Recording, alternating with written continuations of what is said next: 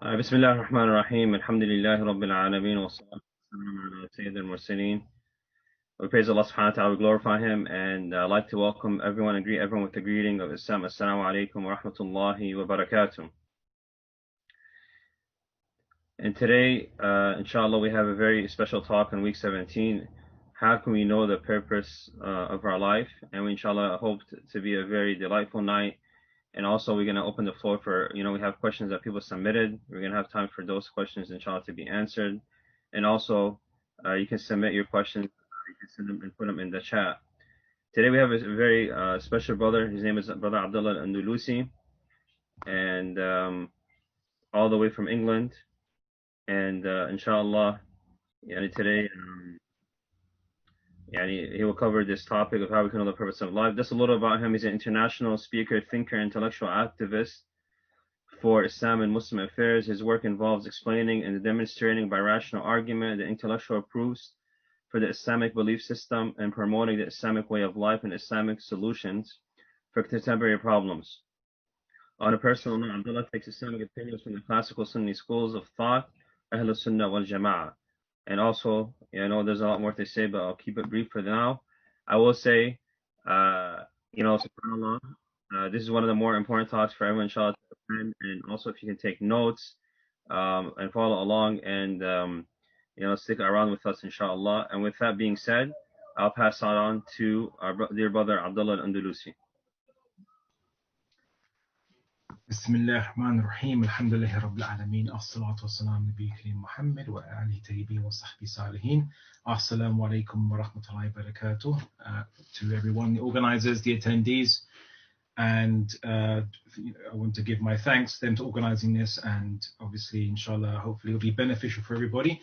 I'd also like to just mention that I would say I'm a brother but not so special, so just an average Joe, as you Americans say, and inshallah, like all of you, we've been enlightened with the Deen of Islam, alhamdulillah, and that's something that we can only ever get izzah by sharing that, inshallah, and obviously trying to uphold that. So anyway, also just to caveat that because it's about 1 o'clock in the morning in the UK, I will be joined by my trusty friend, some Red Bull, so do forgive me for chugging that down, but inshallah it'll keep me sharp during this discussion. So I know that we probably have an international audience, seeing as we have advertised, obviously the organizers and I myself have advertised this event, but I'm probably safe in assuming that we have a lot of was it Floridians, perhaps? Is that how you pronounce it? Or and people from the United States of America.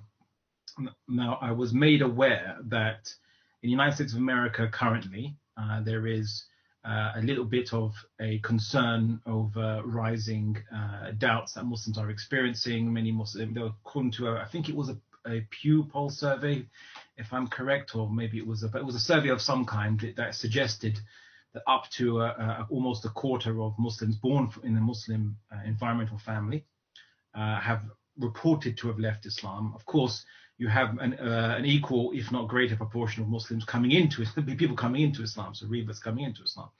That being said, this kind of situation is being replicated, not as severe or intense, but in a similar kind of manner in the rest of the world, in Muslim world, and so on and so forth. There's a number of reasons that this is causing this. I'm going to be very brief on this because I want to get straight into the actual discussion on understanding how can we know the purpose of life. So I would say that irrespective of whether a people know the truth or not, how people handle truth over centuries and centuries can distort it in many ways, and sometimes people can fail to understand the truth even if they might profess to believe in it, and they're told it, right? So for example, over time many Muslims have learned Islam as a kind of a checklist of doctrines to believe in. They're told it based on blind faith. Generally, they're told that even doubting is wrong, or you shouldn't doubt. This was and you shouldn't. That includes not answering questions that they might legitimately have.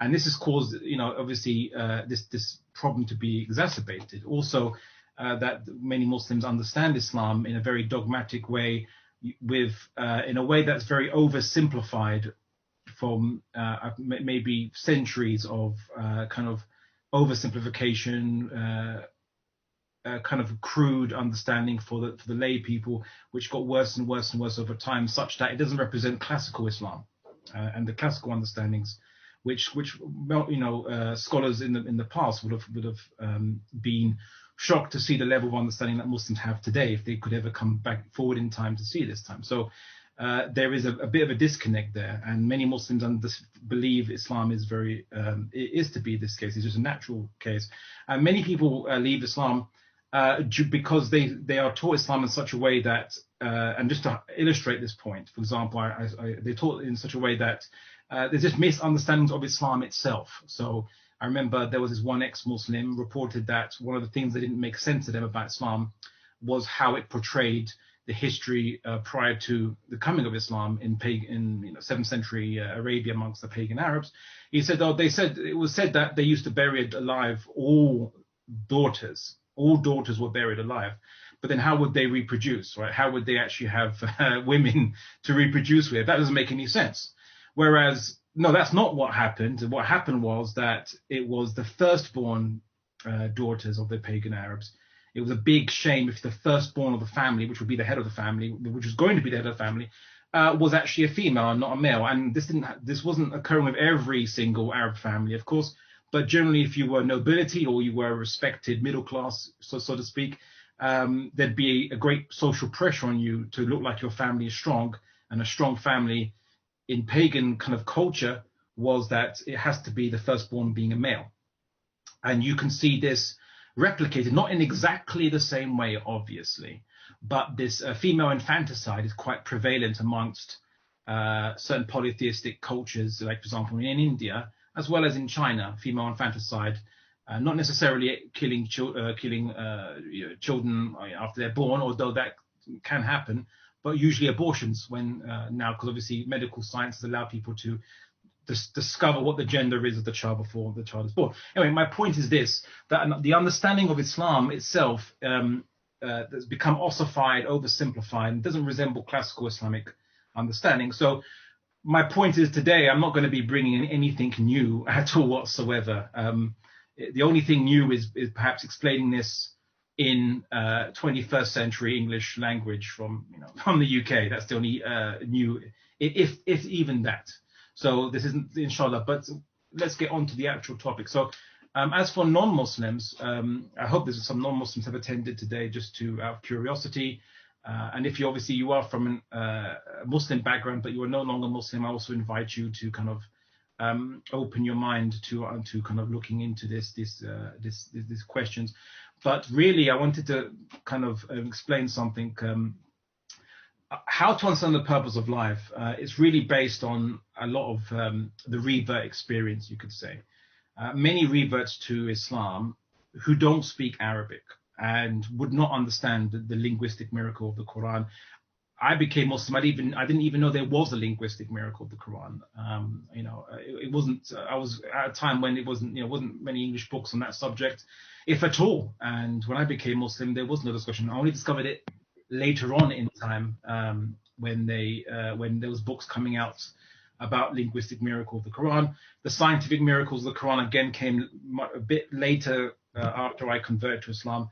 But many reverts to Islam don't become Muslim because of the alleged scientific miracles in the Quran or the linguistic miracle of the Quran. They become Muslim because, and they will report this as it makes sense. Islam makes sense to them, or they recognize it in some way. They would say it seems like this would be the explanation that explains everything that they can observe. That it's very intuitive for most these reverts.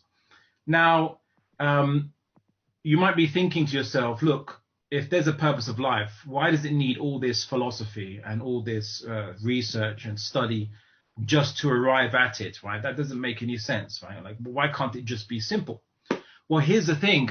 It actually is very simple. It's extraordinarily simple. In fact, when I was first considering Islam, I initially didn't think it might have any answers because it was simple. It seemed to be this, deceptively simple. Because I was told by the culture I was raised up in, due to the films and the books and just some rich people's flirtation with Eastern philosophy and spirituality and getting enlightenment after spending decades doing meditation, and those kinds of expectations made me believe with a false conception that somehow to find the truth will take years and years and years of contemplation, and will take advanced philosophies using jargon which most people don't understand. But that wouldn't make any sense. So how comes then the average person can't access the truth then, or doesn't have the time to access the truth, or it doesn't? That wouldn't make any sense generally. But the truth is actually very simple. And if you were to say it to a child, and that's why I think many Muslim children growing up, they don't have so much the kind of cognitive dissonance that you might get in other religions, people from other religions, because it just seems very almost straightforward and obvious into the fact, like, oh, well, there's one God over everything that exists. Everything doesn't make itself. It was made by this one God who controls everything. Everything seems to fit together. So there can't be multiple gods. And of course, we were made. We have a life. We have choice. We have our thinking ability. We have to put all these things into practice to do things in glory, to glorify God, because everything was created by him and by default is a glorification of him. It's a very simple understanding. But why people today think that's not so persuasive is not because there's some kind of incoherence in that. No, it's because those who don't want to believe it and be under account, accountable for their actions under a God who created everything, maybe because they've embraced individualist ideologies, maybe it's just because as an individual they just don't want to be under anything higher than their own desires. For a number of psychological reasons, people, instead of submitting to what their intellect tells them to submit to, instead they make their intellects in a way submit to them and become a tool for them to try to mentally compartmentalize, or to make a confusion to avoid the truth. If they first lie to themselves, it's not like some conspiracy that they are trying to, I must lie to everybody else. No, the first lie is lying to themselves. I want to give an analogy. Not everyone probably understands it, but it's a great example, which is there's a film called Inception. Don't know if everyone has heard of that film or seen that film. It's about people hacking dreams and getting into people's subconscious by hacking minds, so to speak, and putting them to sleep and then entering in their minds via dream states and so on. So it was that kind of thing. Now, apparently, in this kind of movie, the subconscious of any individual doesn't like being hacked by interlopers, right? So in order for interlopers to kind of spend some time in that mind without being kicked out by that mind's subconscious, they have to create a virtual world inside the mind and make it into a maze so much so that the subconscious and the figures and representations of someone's subconscious in the form of maybe other people in this dream don't notice these foreigners coming into that person's mind, and they kick them out. So they have to make a maze so they can hide in that maze, and it will take some time for the subconscious to find these interlopers and kick them out. That was basically roughly the plot, kind of, or the mechanism of this dream called Inception. Now, what people who are who call themselves skeptics, right, today like to do is, if they don't want to believe a particular idea, they will try and invent a maze, so to speak, to detach an observation of reality, something that makes sense, from your intellect coming to it. So they make a maze of confusion to say, well, maybe how do we know that the universe, for example, wasn't made by multiverse, didn't pop out of nothing, for example, these kind of things. And then they will try to use, they'll try to twist any area where humans don't have full understanding of, let's say, the current frontiers of science.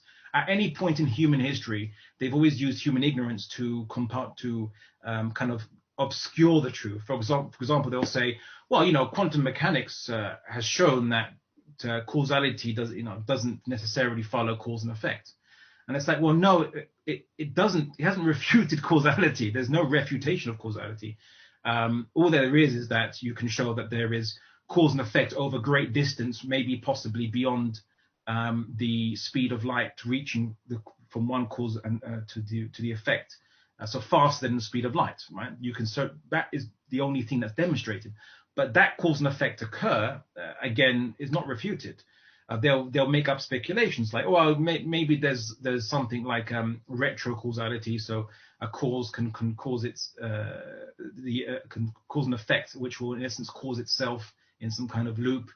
That's not been experimentally demonstrated, and yet again, that's just a speculation. And because you don't know about quantum mechanics, let's say, you'll fall into that mistake. You'll think, okay, well, maybe that could be the case. I don't know, right? Even though it's irrational and it doesn't make any sense. Now, people then they would say things like, oh, science has proven that human intuition is contradicted by empirical evidence, by what you can observe. So whenever humans expected something else happened, so you can't trust the intuition. I call this anti-rationalism, so the attempt to refute or deny rationality in the mind. And again, no, that's also false. What's happened is that all that experiments have ever shown throughout human history is that human assumption has been wrong, but not the law of non-contradiction has never been contradicted, for example, right? Causality has never been breached. And I always give a typical example of this when, for example, the ancient Greeks believed that obviously the bodies, the kind of celestial bodies orbited the Earth, so the geocentric model. And because if they're going around, the perfect shape for going around is obviously a circle. Therefore, the celestial bodies orbit the Earth via a circle, in a circle shape, in a circular motion. The problem is that when they observed where these bodies were meant to be, they weren't there. They were in positions that didn't make any sense. And so they had to bend their calculations to fit it, but it never made sense to them. Now, if you were, let's say, a skeptic or an atheist back then, if there was a skeptical atheist back then who was trying to undermine rationality, they'd say, oh, look, you see, this proves that rationality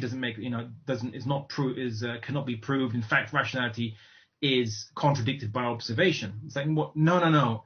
Rationality hasn't been contradicted by observation. Neither is there contradiction in the universe. But the assumption by the ancient Greeks that these celestial bodies would have orbited the Earth, that's assumption one. Assumption two, that the orbit must be circular. These are just assumptions. Rationality doesn't mandate any of these assumptions.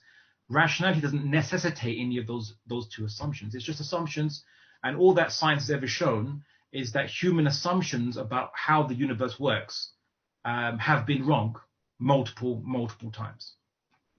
Likewise, so we call the universe the ayat of Allah, right? You could say that the signs of Allah, right? The signs of the Creator. Also, the ayat also can mean a verse, right? It can be referring to a verse of Quran. The other ayat of Allah, which is the Quran, is much the same way. I would say that if something doesn't make sense, and I've always found this, if something appears not to make sense, I always discover that it's nothing to do with any mistake or error in the Quran or in Islamic beliefs based on clear text and definite texts, but rather it's the assumptions we made or the assumptions you were taught about those texts that were wrong. And inshallah, I'm going to be answering a number of questions to show you where these hidden assumptions were. I once saw this documentary. It was called The Medieval Mind, and it was about Christian Europe during the Dark Ages, quote unquote. And it was talking about all the kind of superstitions these Christians believed in.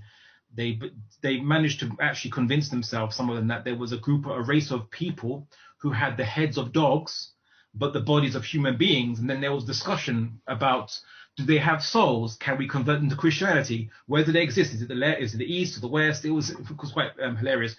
But one of the historians mentioned in that documentary that the medieval mind wasn't any less rational than we are today. It was their starting assumptions that perverted their thought, and that is exactly the same case today. I would say that the Islam that you probably were raised with and taught in schools and taught by teachers, which were just maybe teaching very simple and unsophisticated doctrines, which to people who are never expected to think about this stuff, because that's currently, unfortunately, the situation in the Muslim world, and it's very alien to what happened in Islamic history. By the way, our ancestors were much more sophisticated, which would explain our current condition. But I don't want to digress. So let's go on to discussing how can we know the purpose of life through first principles. I will be mentioning verses of the Quran, but only to compare, right? Just by comparison. We're going to start with the assumption that we don't know that Islam is true or correct. I want to also make a caveat that the only reason why this subject would be difficult it wouldn't be like done in just a simple half an hour or 1 hour, or I mean, I'm doing a 10-week course in essence called the Dawah Masterclass, but in essence it's just the elaboration of this one subject. It's because skeptics, atheists, people from the world of religions and critics of Islam have made it that complicated because they've tried to insert many assumptions in and attack Islam, strawman Islam, and in order to kind of deal with those assumptions, you need historical research, textual research. Obviously, many scholars, alhamdulillah,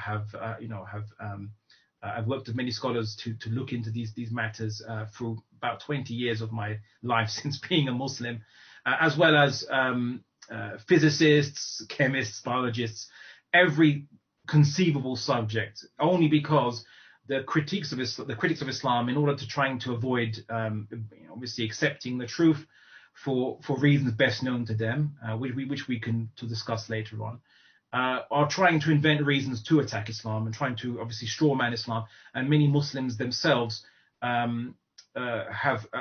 defending a version of Islam which is not really traditional, classical Islam, but it's a kind of post-colonial dogmatic version, which unfortunately is why we're having this rampant down. So anyway, let's get into it. There are basically going to be 4 stages to this investigation. So we're going to do it by stages, right? So different stages of our investigation, and we start from a perspective of not knowing anything at all. So let's go into that very quickly. Am I understandable? I was warned by the organizers that my British accent might bedevil you in trying to understand me. I hope I am clear and legible. Is that can anyone understand me okay? Is this a good talking speed, or am I speaking too fast?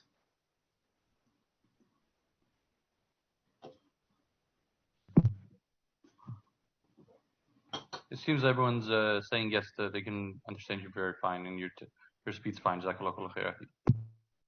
Okay, alhamdulillah. Okay, barakallahu feek. Okay, so let's go for the first stage. So basically, I'm not going to get too much into the historical detail of where skepticism came from. It's obviously an ancient Greek school of thought. I've discussed that in a course I did on the history of Western philosophy at the Quran Institute, which is the same place I'm going to be doing this Dawah Masterclass on the 30th of October. But skepticism, the idea was, I suppose, the intention behind it was to try to shave off all these assumptions that have accrued into the human mind from whichever tradition, background, and culture, in order to gain certain knowledge. Right? That was, I suppose, its claimed goals. However, in the modern form of skepticism, and one certainly embraced by those who deny theism, who deny God and religion, it's almost deemed as a way of life, not as a tool. And in that sense, it's deemed as that they will just deny everything, or they will say they deny knowledge of everything, unless they have clear and perfect knowledge of all things. Then they, and they have a level of certainty that requires them to be a creator, them to be a divine God that has infinite knowledge. Unless you're that, you can't have certain knowledge, and that's the argument they, in a way, they are in effect making. Right? When you ask them what's the level of criteria for accepting science as certain, they will say they will disagree as to even that they exist themselves. I don't even know if I exist. Well, I'm going to say this quite bluntly. We know for certain, we each know for certain that we exist because consciousness, right? Or rather, you're experiencing something. So what's doing the experiencing, right? The very fact that you actually are experiencing something means that you exist, and you can know that for certain. Okay, it doesn't matter if you're living in a matrix or brain in a vat, being controlled by aliens who are putting signals into your brain to make you think you're in a reality, or whatever kind of scenario, or Descartes' daemon, like an evil deity that controls the universe. How do you know that they're not controlling your reality, and so on and so forth? Regardless of that, what you know for certain is that you exist, right? Because you're experiencing something. So that's the first thing. Then from that you build onto the next level, the next pillar, which is, well, you're experiencing something, and you can't control what you're experiencing. Something's coming into your senses, regardless of what if you are a brain in the vat or a computer program or whatever. If you want to believe some eccentric billionaires who think that, living in a simulation, regardless of that, you're experiencing something outside yourself, right? There exists an outside yourself, right? I don't know if that's clear to everyone. You know that there is something outside yourself. You're not the only thing that exists, full stop. And if you were even the only thing that exists, if you were someone who was born with a coma, but you could think, if that's even possible, but let's just say you all you could see was darkness, you couldn't see anything, and you just know that you exist. The very fact that you didn't bring yourself into existence, and yet you exist, would be again evidence that, or at least rationally, you'd know, well, I don't remember any eternity before this point. There can't be an eternity before this point, because you can't exhaust eternity. You can't finish counting eternity. So you could deduce that even if you couldn't see anything, that you yourself were started by something else. You were created by something else, even if you couldn't see anything at all whatsoever. Right? These are just basic rational points of observation. Now, you do see an outside world, right? So what is this outside world that you're observing? Now, again, people say, well, look, Abdullah, how do you know that you're not living in the matrix? How do you know you're not living a brain in the vat? And I say, it's actually, in a way, it's actually irrelevant, because what you're seeing is always going to be real. And what I mean by that is there's always going to be a reality that you're observing. Let's say the matrix, right? So a computer simulation. A computer simulation, these programs that you're observing, and sprites and things, let's just say, they exist somewhere. They exist in a hard drive. They exist by a processor, and switches, ones and zeros, conjuring them in front of you. But they come from somewhere. There is an origin for all things. Right? They don't just pop out of nothing. So there's, even in the matrix, there is the programs you're observing, they have a reality to them. They have an origin to them. Likewise, even if you were in the middle of a fever and you're delirious, okay, and you start hallucinating and seeing things that aren't there, these hallucinations have reality. Right? They have not to scare anyone who's been having that recently, I know. But what I mean by that is they're coming from your subconscious, or from neurons misfiring due to increased temperature in the brain, presumably, if that's the cause of your hallucinating. It's a fever, and they are producing the simulation of images onto your matched with the stimuli coming in from your visual cortex, from your eyes. So in essence, it's blending in two different stimuli, one from two different you could say sources. One is from the outside world, and one is from your obviously neurons. But it comes from somewhere. It's being caused by something. That's the point. So all things have a reality. Where there is a confusion, what we mean by the only difference I would say between these different things is the category they fit into. So if you were in a computer program, what you'd be observing, it wouldn't be not real. It would just be something that's not physical outside of the hard drive. Right? It would be fit into the category of a virtual program. It wouldn't be something in which is composed of atoms, but composed of how the program would work, pixels, which come from electrical signals, and so on, so on, so on, so on, so forth. So, which are obviously come from a magnetic-based or solid-state hard drive, right? But that's the only difference is how do you categorize? I'll give you an example. You could say unicorns are real, right? You can quote. I suppose you're going to be quoting me. I've just been in this lecture of Abdullah Andalusi, and he's been saying unicorns are real, right? Real, not real in the sense of they exist in the material world, but real as in that they exist as a concept in the human mind, which also which people have given expression of in drawings, right? That's the reality of it, of unicorns. They don't exist in the material world, but they exist in the human mind as in the form of a concept, right? Or they're no more than a concept. However, you could say that they could also exist as images, right? One of the interesting things is that in the Quran, it describes these false idols and false gods, being burnt in Jahannam, being burnt in hell, and also that describing that these false idols. That's because these idols only exist as stone statues and as concepts, or fantastical imagining concepts in the minds of people, but they don't exist as creators in the universe. They don't exist as deities at all. So this is how we understand that this is the concept. The concept has a reality, as in the concept exists, but the concept doesn't.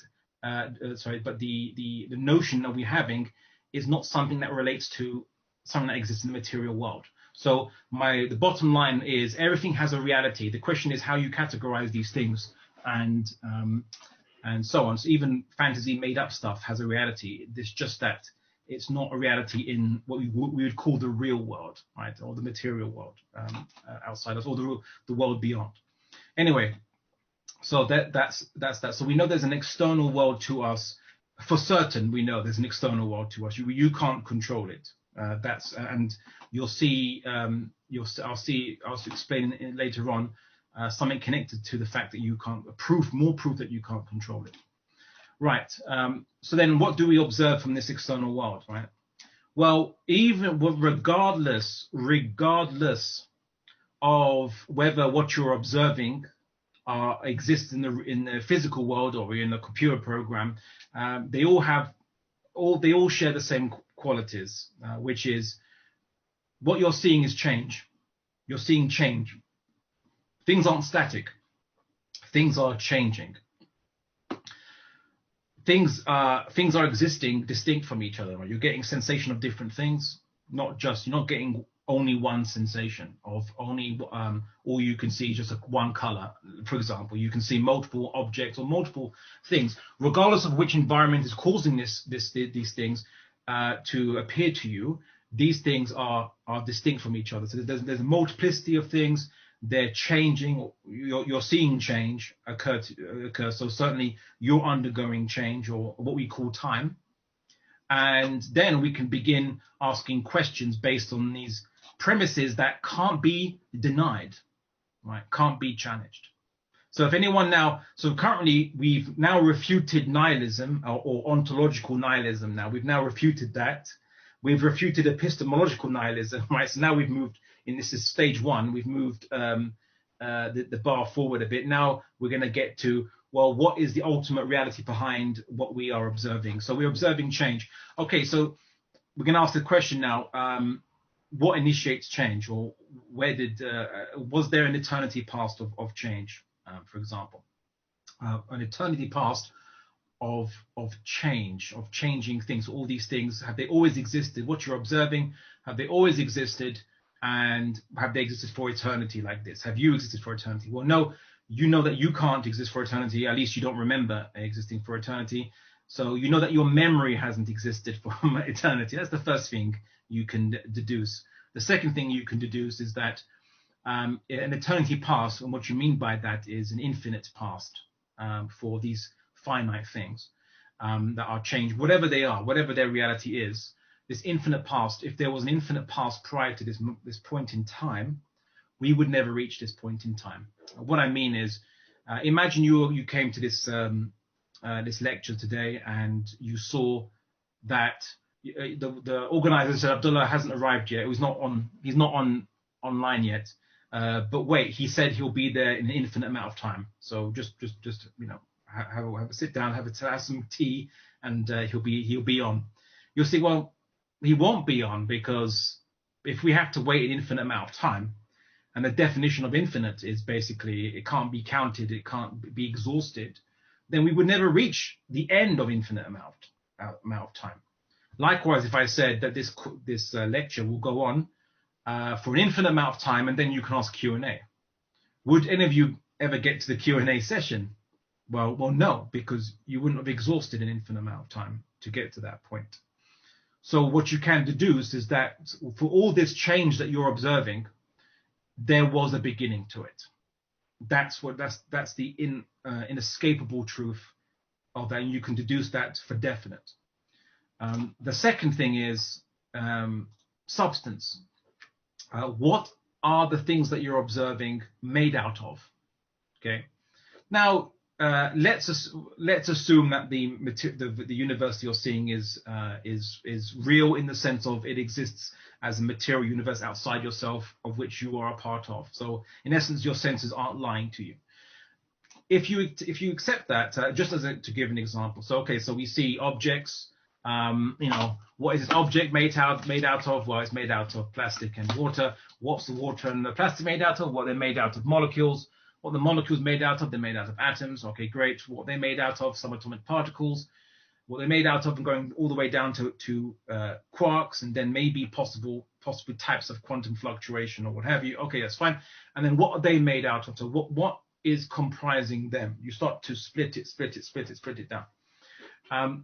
The thing is, if there was an infinite amount, or not infinite, but infinite amount of levels below this level of reality. So if you're saying that basically you could split particles down to an infinite amount of smaller and smaller particles or energy packets or what have you, would anything actually have any substance at all? Because if you're saying that you could infinitely split down any piece of substance, what you're in essence saying is that there is no substance, because there's never a point where the buck stops, where the point stops and say, right, now we've reached this foundation, this foundation upon which matter is based upon and what is defined by. No, in essence, you're saying that matter or substance has no ultimate substance. And it's for the same reason as why we know there's no infinite past. It's called an infinite regress fallacy, which is basically you can't exhaust an infinite amount of things.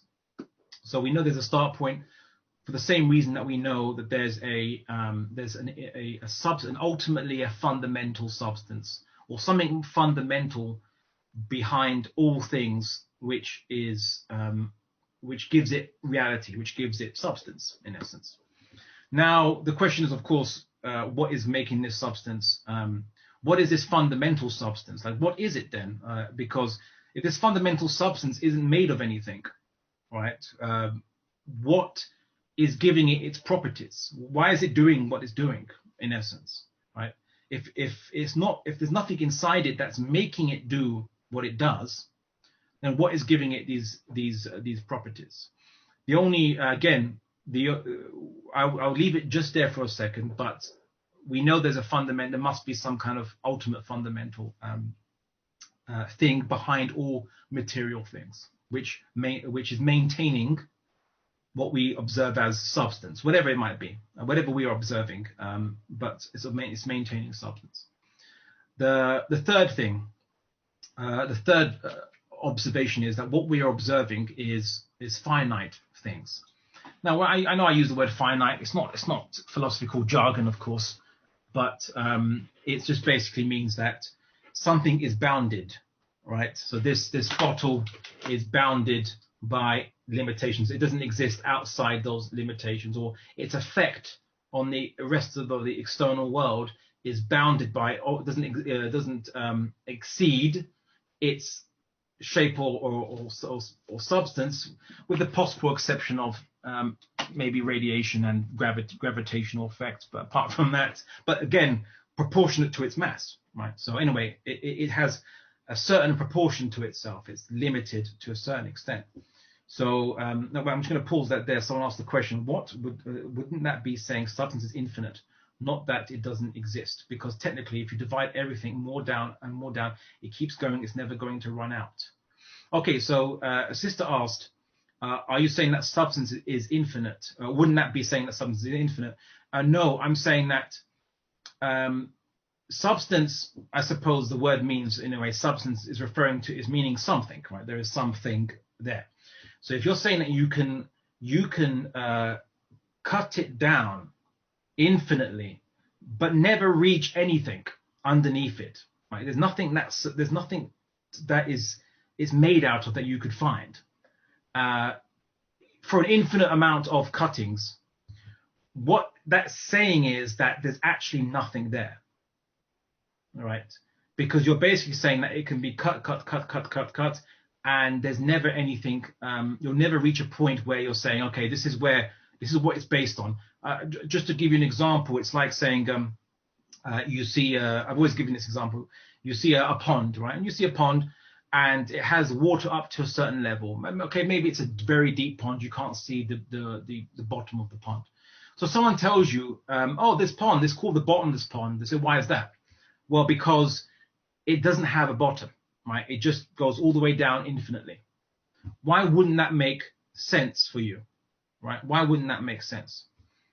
Reason being is because, well, then you'd say, well, what's keeping it up, and why at that certain level, right? Why it's being kept up at that certain level? What's holding up all this water? If you're saying that it has an infinite bottom, that means there's ultimately nothing holding up the water. Or it's like saying that, there's a branch. You just see a branch, and a tree goes all the way down and into the earth, and someone tells you it's an infinitely long tree. You just don't see the roots, but it goes all the way down to the bottom, to its roots. And you say, well, if it's an infinitely long tree, it wouldn't have roots, because at what point in the tree is there going to be the roots? If it's infinite, right? At what point going down that tree would you ever reach the roots? And the roots are required to support the whole tree. So if you cut matter or substance down infinitely, and you're saying that it can be cut infinitely, then you're basically saying that matter doesn't actually exist, or substance doesn't exist. Oh, okay. The sister has said that makes sense. You misunderstood what I'm saying. Okay, I'm glad I explained it better. Thank you for the question.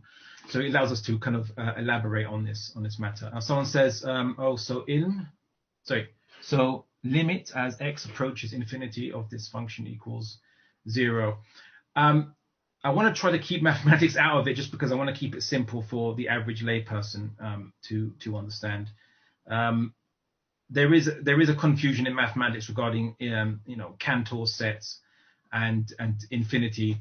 Without going into detail, there is no infinity in mathematics. There's only, you could say, that it's only mathematics is just generally a counting rule, right? So it's only as infinite as you can be infinite, which to count, right? Or you have a processor as infinite to count, which you don't. It just basically the decimal system is count till 9, and then put a 0 and add a 1 and continue. Basically, that is decimal system, and everything based upon that. There's no such thing as the number line that exists as an actual infinite existence. Someone says, can a finite amount of space, like say 12 inches, be infinitely divided in half, like 12 inches to 6 inches? And the thing is this: you could say, can it be infinitely divided? In mathematics, there would never be a point where you could, where the mathematical system of counting, or in this case dividing, will not be able to continue dividing, but only as an abstract concept. In essence, if you could infinitely exist for an infinite amount of time doing that, you could then divide going on forever. But divide on a in an abstract way, you're not actually dividing anything itself. It's a conceptual division, but you're not really dividing anything anyway. That's the point. It's a counting rule, it's a dividing rule, it's a multiplying rule, it's a subtracting rule. That's what the operations of mathematics are.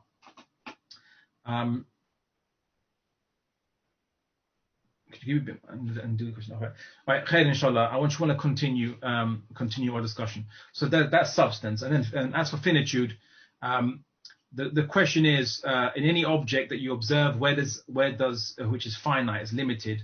The question is, what is giving it its limits? So you would say, maybe with this object, its limitation, did it make itself, or was it made by something else? Of course, in this case, it was made by something else. However, if what gives it its limits will also be the substance, right? It's made of something and builds up to this level, to this shape and so on. But if I was to find the most fundamental thing, which is just a finite thing, let's say, and it is limited. Someone asked me a question: how do you know that there's not an eternal limited thing, right? So an eternally existing limited thing. Why is that? Why can that not be the case? Well, the question is, if this finite thing, which is going to be fundamental, so it can't be divided further, and it's limited, where does its limits come from? So if it wasn't made by anything else, that means that it wasn't defined by anything else. In English, defined means, from the Latin definis, means to give it its limitations, right? So if it wasn't given its limitations by something outside itself, that means it's giving its limitations. It's the one that's giving itself these limitations, right? And if it's giving itself its limitations, and it's not made of any energy, it's not made of anything, it's the most fundamental particle, let's just say, or thing. If it can define itself, in essence, then it's not limited at all, because it can choose whatever it wants to be or do. And when we talk about limitation, what does limitation mean? Limitation means the effect of something, right? So if something's power to affect things, either it comes from something else, i.e. it was made by something else, or it comes from itself. And if it comes from itself, if it can choose exactly what effect it wants to produce, if it determines its own effect and is not made of energy, it doesn't have a storehouse of energy, it will deplete if it pushes too far out, or whatever example, right? Then it is really not a finite thing at all. It's something that is infinite, because it can decide what effect it wants to do, to what extent it wants to make that effect. If it determines its own effect, if its effect is determined by something else, that is what we call creation, right? When you make something, and this bottle has an effect, right? It has a certain weight, it displaces a certain amount of air, it obviously causes gravitation due to its mass. It has a certain effect, right? It didn't determine this effect. It was determined by something else to it. But ultimately, there must be something which determined the finite things of everything else, or the finitude, or the effects of all things in creation. We can go more into that, but I don't want to kind of spend too much time on that one thing. And lastly and finally, the fourth thing that we observe from whatever we are observing is specificity, which is that this bottle is not is not twice the size it is or half the size it is. It is this specific size with this specific color and shape and form. So the question is, what gave it its limits? Yes, and now what made those limits in that very specific way and not in a different way, right? What determined it, in essence? Now, if you say, well, it was determined by something else, and determined by something else, and determined by something else, and you ask, well, what determined that? What determined that? You can't have an infinite chain of things determining, going back in the past, let's say, because again, you would never get to this object existing. You never get to you existing. So at some point, there is something that determines, but itself isn't determined by something else. And that's the only way to avoid contradiction. Someone said, I know the universe is okay. I'm going to answer a lot more of these questions in the Q&A session, because I want to kind of just get to the end. So, but all these questions, inshallah, we're going to try to go through, however long it takes or however much time I'm permitted by the organizers. But I do want to cover as many questions as possible.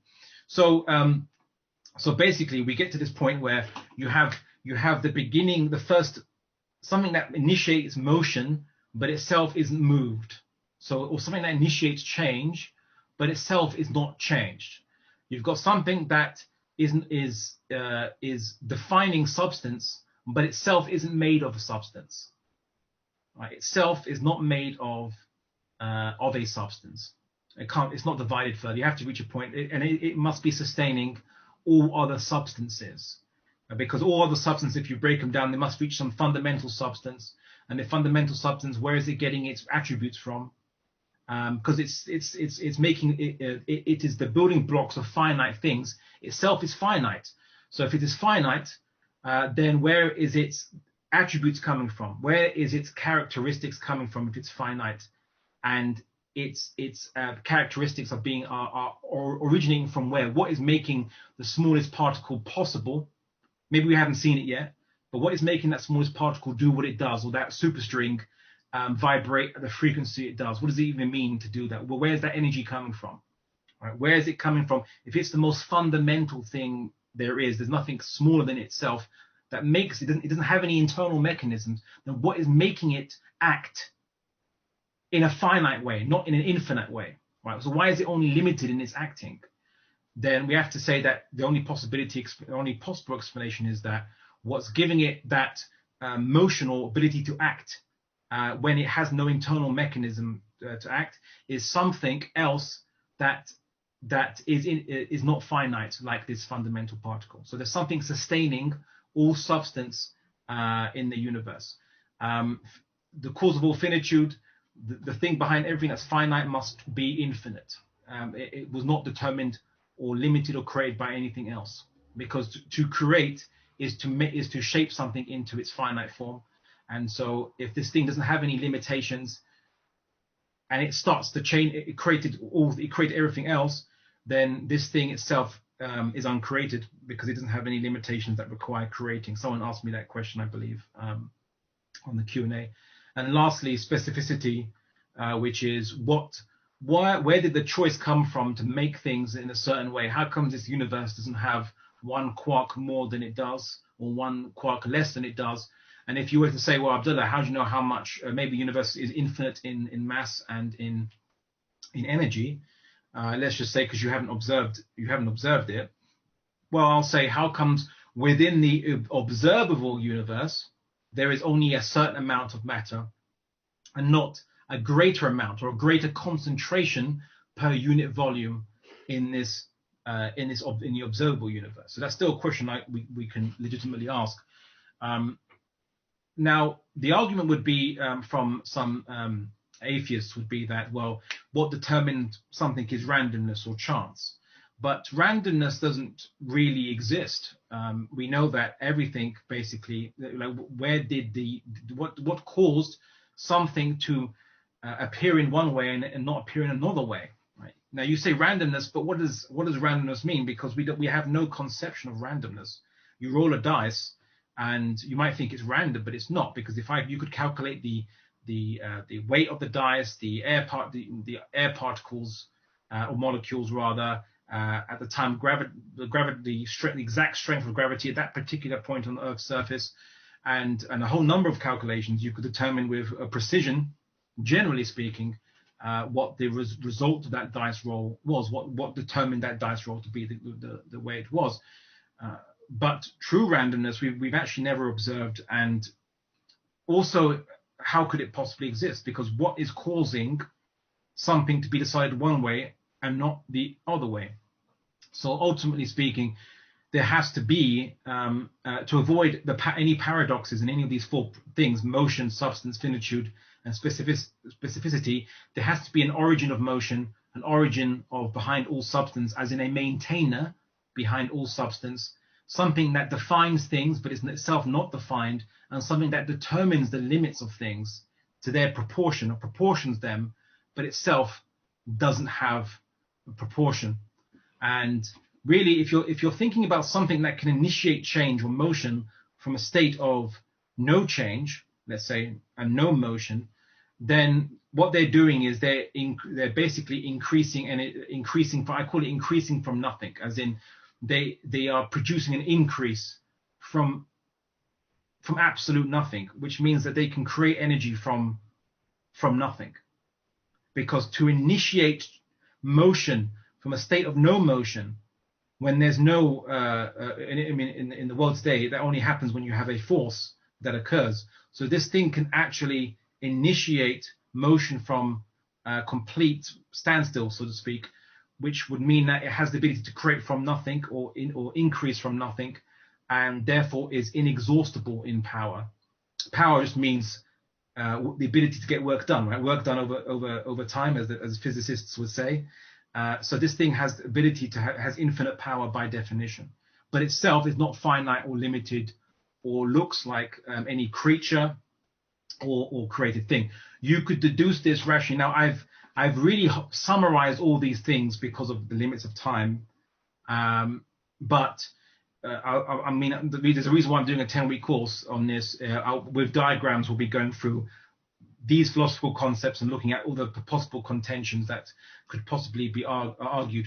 Now, the next, and this is kind of going to reach in the first stage. The next stage would be, how do you know? Okay, maybe there's an infinite thing that creates, but why is it a god? Why would you say it's a god? Where'd you get that idea from? Now you're just kind of, aren't you begging the question now? That must be God because it is infinite.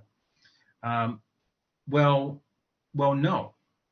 The reason being is because why did it initiate motion, initiate substance? So to start defining substance, start defining and defining it to a specific proportion. Why did it pick that? Why did it pick doing that? So there are now two possibilities, right? One is this so the atheists, who try to be imaginative, will argue there's a multiverse, right? There's a multiverse that does this. In essence, there's an infinite existence of an infinite universe, or that creates many bubble universes according to one model. Or there's some infinite existence. Let's just say the common denominator is there's an infinite existence which makes multiple finite things, like our universe, our observable universe, and on maybe there's many others, right? So it makes it randomly, just does it randomly. To which I ask, well, what is making this multiverse make universes? Right? What is causing it to make universes? So they'll say, now either that there's two things. One, there's something, so you have this multiverse, and there's something outside this multiverse that's making it, pushing it to make universes, or there's an internal mechanism inside the multiverse that's making it make universes, right? So let's look at the first possibility. If there's something else that's making this multiverse make universes, then the multiverse isn't the origin of creation, it's this other thing. And then now, what is that thing? What's making that thing do what it's doing, or something else, and then you just get again an infinite regress chain where it wouldn't explain anything and would cause contradiction, a paradox. You'd have to wait an infinite amount of time for all these things to initiate this multiverse to make universes. So there would be no universes being made ever. maybe there's an internal mechanism in this universe that makes it mechanically, like a factory, just produce universes. Okay, but what is making this mechanism then initiate universes, making the multiverse make universes? Or maybe there's a smaller mechanism. Okay, and what's making that mechanism do? Make universes? Oh, an even smaller mechanism. And again, if you want to go smaller and smaller and smaller and smaller, as to an infinite, causing another infinite chain of causality, again, nothing would be caused, because it's like saying that you have a watch, and in this watch, what's making the hands move is there's a smaller mechanism inside that watch that's making the hands move. Okay, what's making that mechanism move? Oh, there's a smaller mechanism inside that, and a smaller mechanism inside that, a smaller mechanism going on for infinity. If that's the case, in order for the hand to move, you have to wait an infinite amount of mechanisms to finish making each other, to get to the point of basically making that hand move. The hand would never move. So the multiverse theory collapses because it can't get away from paradoxes, from contradictions, right? And that's the problem. But what is left then? What remains? Well, what remains is that the creator or the originator behind the universe, whatever it is, it initiated creating the universe itself with no internal mechanism, no external pressure making it do that. And what do we call that? If it can initiate it without prior cause, well, we call this choice. And if something has choice, that's the definition of a will.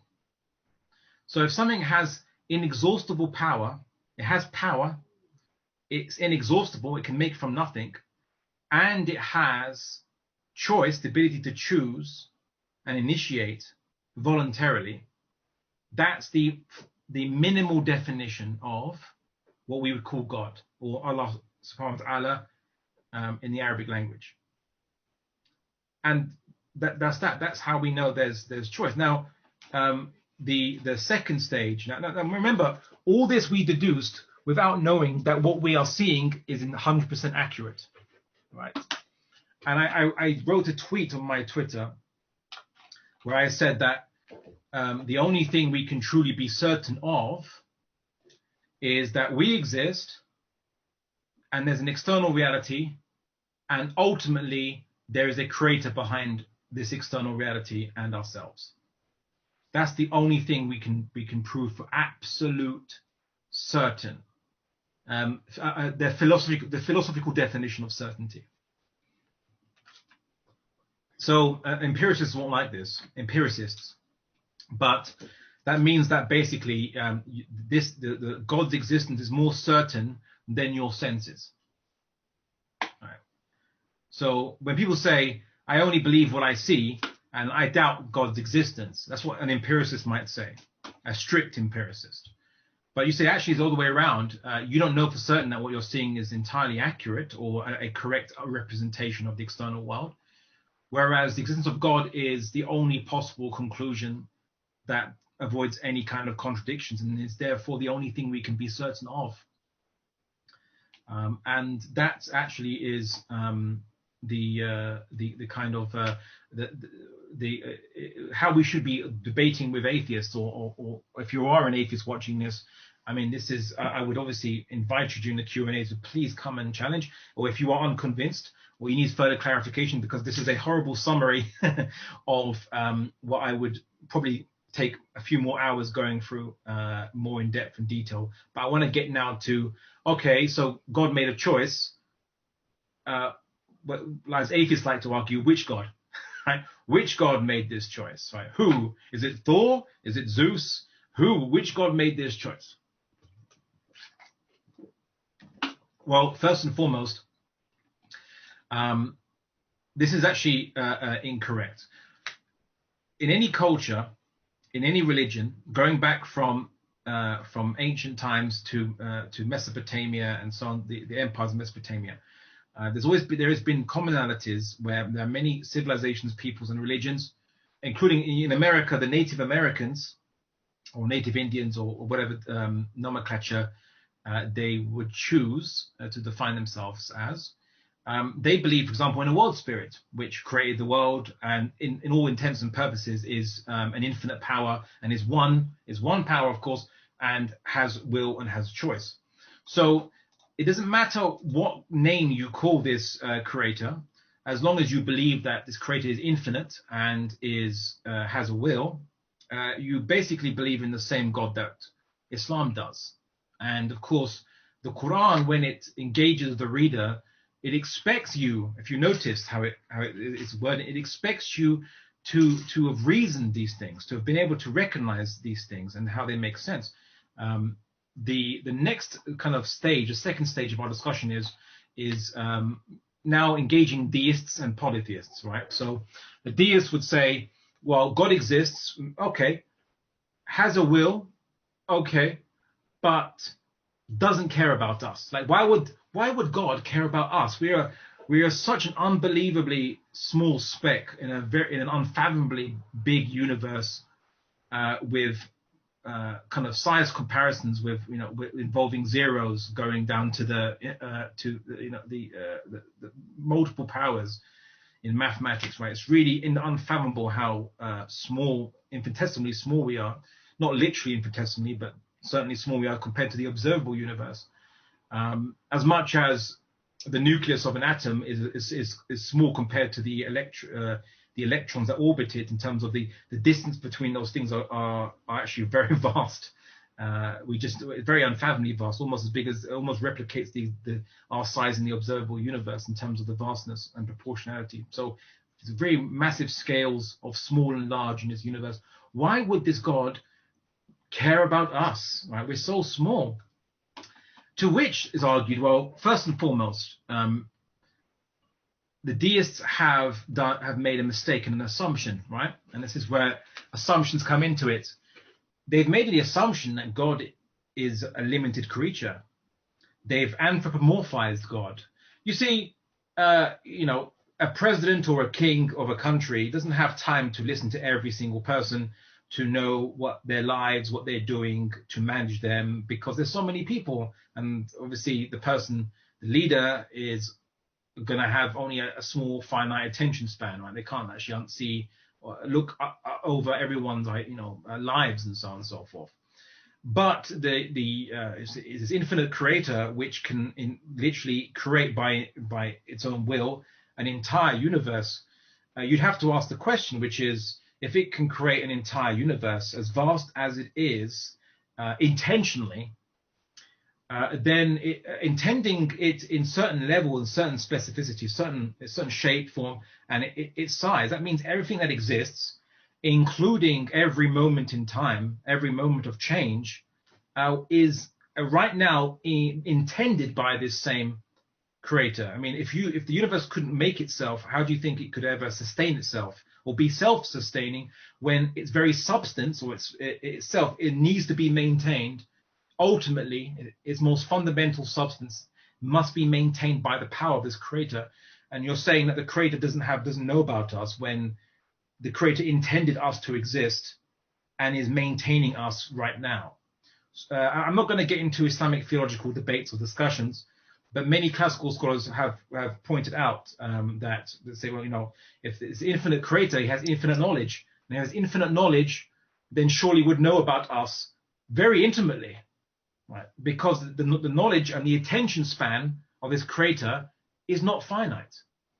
But if you want to get more sophisticated into it, you could, depending on which school of thought within Islamic theology you want to subscribe to, others would say that God's will and knowledge are all one and the same thing. So when God willed everything to exist and is now willing to maintain it, that's coterminous with his knowledge. And so whatever he wills to maintain is exactly the extent of his knowledge. And so he knows everything that he's made, and he knows everything that he's maintaining.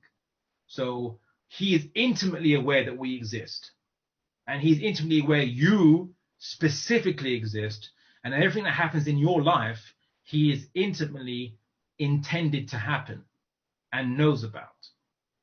So now that's where we now moved on and breached the deists. Now we've breached past the deists, Now we're going into we're next up against the polytheists, which would say, how do you know there's not more than one God? How do you know that there's only one God? Well, this is for very simply, in that if there was more than one infinite power with will, then they would limit each other, right? They would cause limitations upon each other, and they would not be infinite anymore or unlimited. They would just be their effects would be would be limited.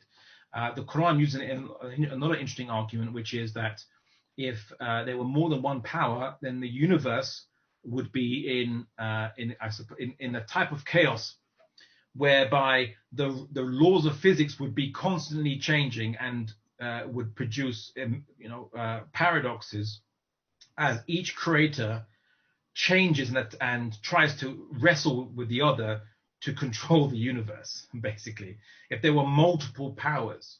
Now, this might seem obvious and self-evident, but this is a powerful refutation to polytheists who believe that there are multiple gods, each given a certain speciality. One controls lightning, one controls rain, one controls the fertility, one controls the sun, one controls the moon, but yet they operate under regularities, right? There's regularities in the universe. There's no such thing as night overtaking the day and so on and so forth, meaning that you don't have these paradoxes that could happen when you have multiple deities with infinite power vying with each other and wrestling with each other.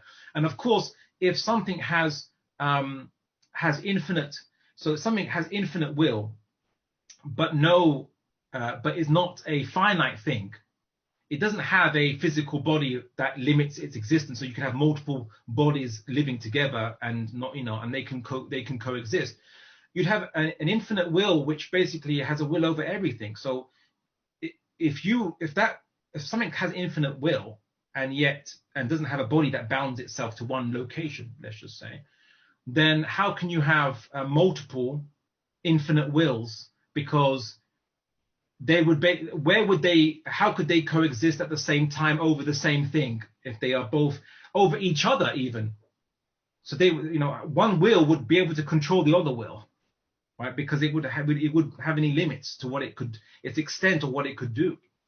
So in essence, then the second will would be subordinate to the first will and would not even be a separate will. It would just be in essence a puppet of the first. And what it ultimately means is that you can't get any way you try to conceive of multiple infinite powers produces a paradox or a contradiction, right? And of course, a more simple argument is, if there was more than one God, why? Let's say there was three gods. Why three? Why that number three? Where did the three come from? Why not 4 or 5? Because you have that now enumerated amount. The question is, what determined that amount to be in that number and not less or more? Now, if you go back in human history and you look at different religions, from the ancient Greeks, Aztecs, Mayans are not so ancient, but you look at ancient Chinese religion, you look at ancient Egyptian religion, there's something they share a commonality amongst themselves. There was always a first god, which then created the other gods. If you look at also Hinduism as well, would bear testimony to that. Brahman, the first, the ineffable spirit or power that makes the other gods and creates other gods. I remember once I heard of Hindus celebrating Krishna's birthday, and they call Krishna a god. I was like, how can a god have a birthday? That's very baffling to me. So in this regard, the refutation of polytheism is very clear in Islamic verses, and it would make sense that what we see is that in all these civilizations, we see there's always a first god that creates the other gods. There's never such thing as all these gods existing from eternity, right? They always seem to come in later, be created later in all these different religions, actually, which obviously answers the question, what came first, polytheism or monotheism? Someone tried to ask a question along the lines of, prior to this lecture, saying that how do you know, why isn't Islam just a evidence of an evolution of human ability to create increasing abstraction over time? And I say, well, because the historical record bears the opposite, monotheism seems to be generally first, at least amongst the formalized religions, and then polytheism, it seems to degrade into polytheism, right? And if you want a great example of this, I would say, with no offense to Catholics here, but Catholicism starts from a religion whereby they believe in one God, which has no statue representing that God, and then they start now praying to saints represented in statues, and each saint has a authority or delegated authority over a particular area. The patron saint of the travelers, the patron saint of healing, the patron saint of wealth, and so on and so on and so forth. And if you're in Mexico, the patron saint of gangsters. Sounds familiar, right? Sounds similar to what we hear from many polytheisms that we've heard, because ultimately polytheism is the corruption and degradation of an original monotheism. Okay, so we've got through polytheists, deists and polytheists. Now the question, people say, why did God create us? Why did God create the universe? What was the point? What was to be gained from it? The problem with this thinking is, again, you're making the assumption, right? And remember, never make an assumption. I had a teacher at my university, and they wrote on. They said never assume, because this is how he wrote on the blackboard. He wrote, assume. He took the first three letters of that, separated it out, and then took the letter U, and then separated it out and took the two letters M-E, me. He says it makes the first three letters out of you and me. Right? We always used to say that to us. Never assume, because it makes a fool out of you. Let's just put it like that, right? So I would say never make the assumption. The devil is in the assumption, and sometimes literally, right? So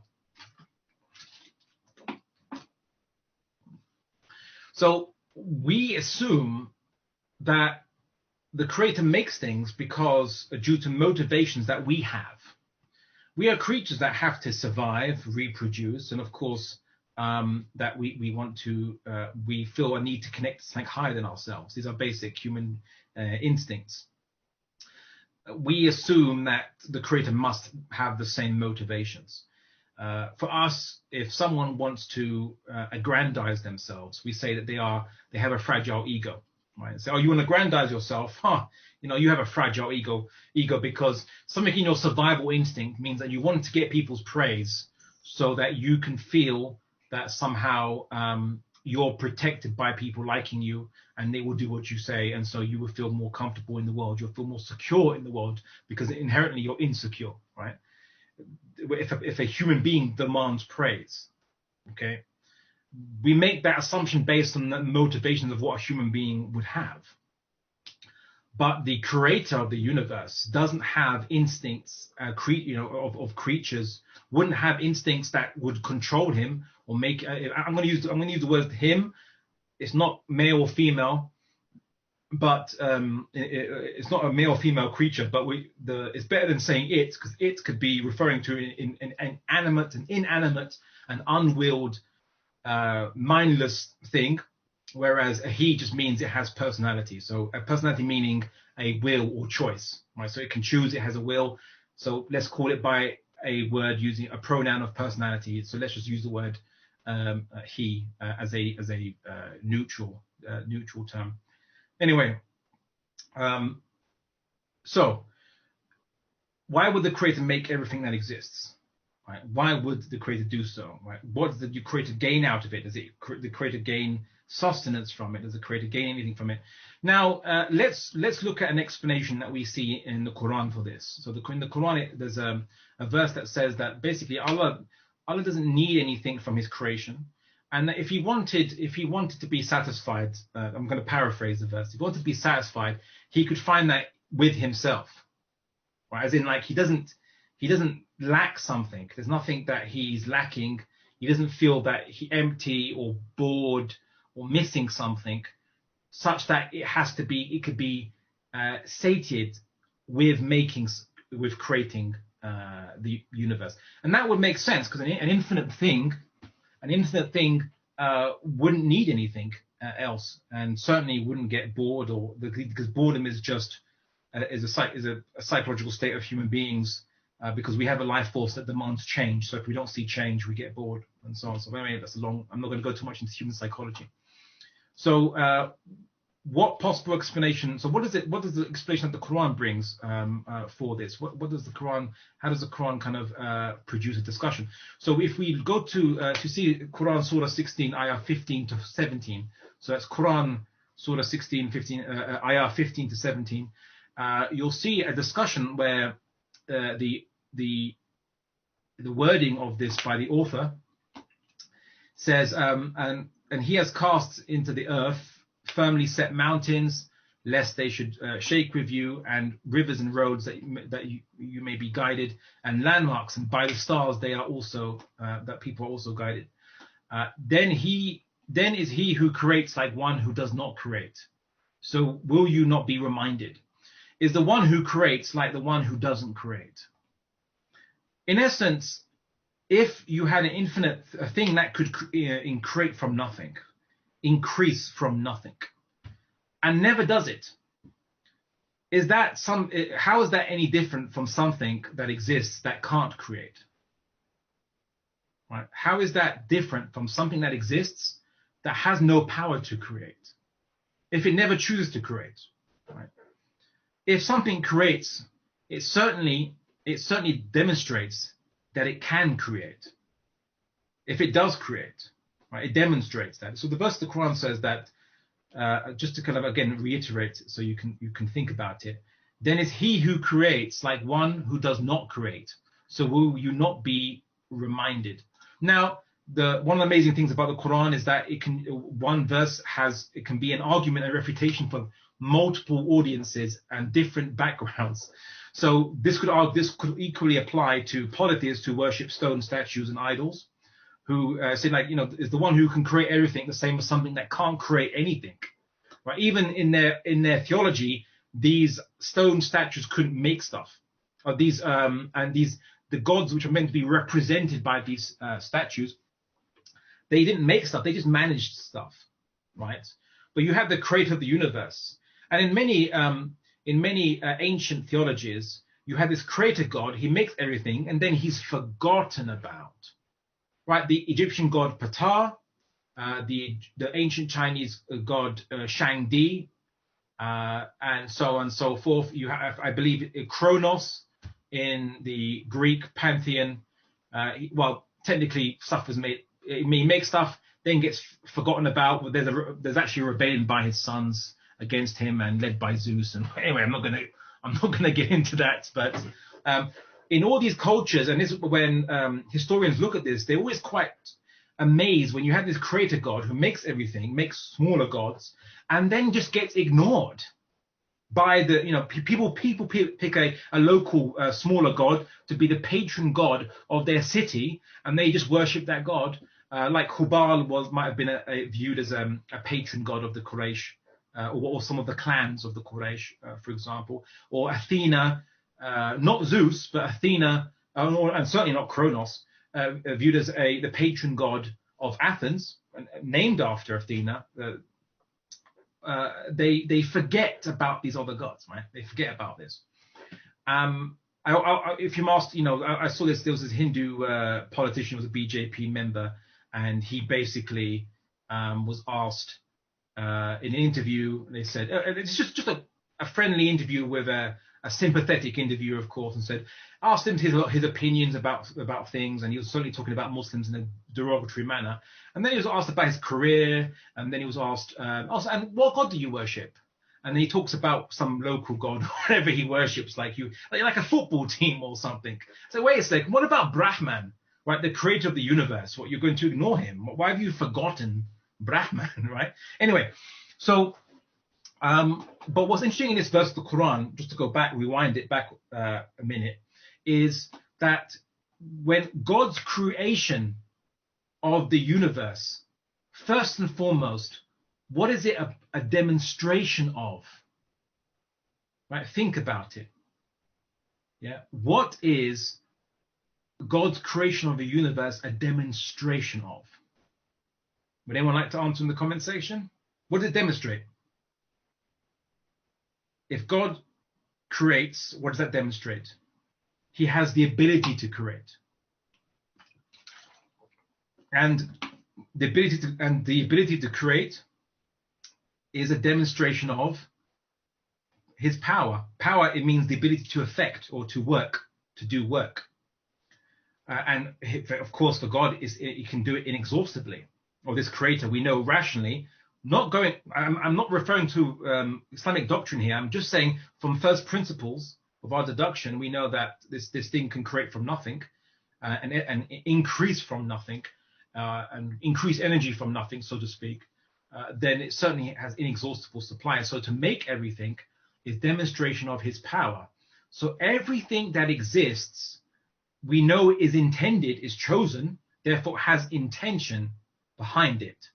And if it's intended, and we know that it's made by, because its existence is a demonstration of his power, then the intention behind everything that exists simply demonstrates his power. You know this by a different terminology in the English language. You know it as a glorification of God. Everything glorifies God, or is a evidence, or is an ayat of God, or is a glorification of God. But when you hear the word glorification, sometimes before I go to break anyway, so I'm just going to finish this point, inshallah, because the break's going to come up. But when you hear the word glorification, sometimes you might assume that glorification just means, like, oh, you're so great, you're amazing, and the universe just does that in some inaudible manner towards God, which you could argue in a way it does, but you look at it through an anthropomorphic lens. You think, I don't get it. God wants us to create things to say he's great. Like, that just sounds like stroking one's ego if a human being were to do it, right? But no, that's a very unsophisticated understanding, and also it's an assumption of what glorification means. Glorification in this manner, it's not human glory. It's not how human beings understand glorification, right? To glorify somebody means to raise them in your esteem, right? But the universe's existence as a glorification of God simply means that it evidences his power to create. It is an evidence of his power to create. It is a demonstration of his power to create. Intrinsically, that's what it is. And so that means the purpose of all things made by God is an evidence of him as the creator. And therefore there could be no other purpose behind it, no other intent behind it. I know some people might say simply, are you saying that God made us because he can? That would be a deceptively simple way of saying it, because when we understand that as a human being arrogant to do so, right? I made it because I could, right? No. He made us because he did, right? He made us because he did.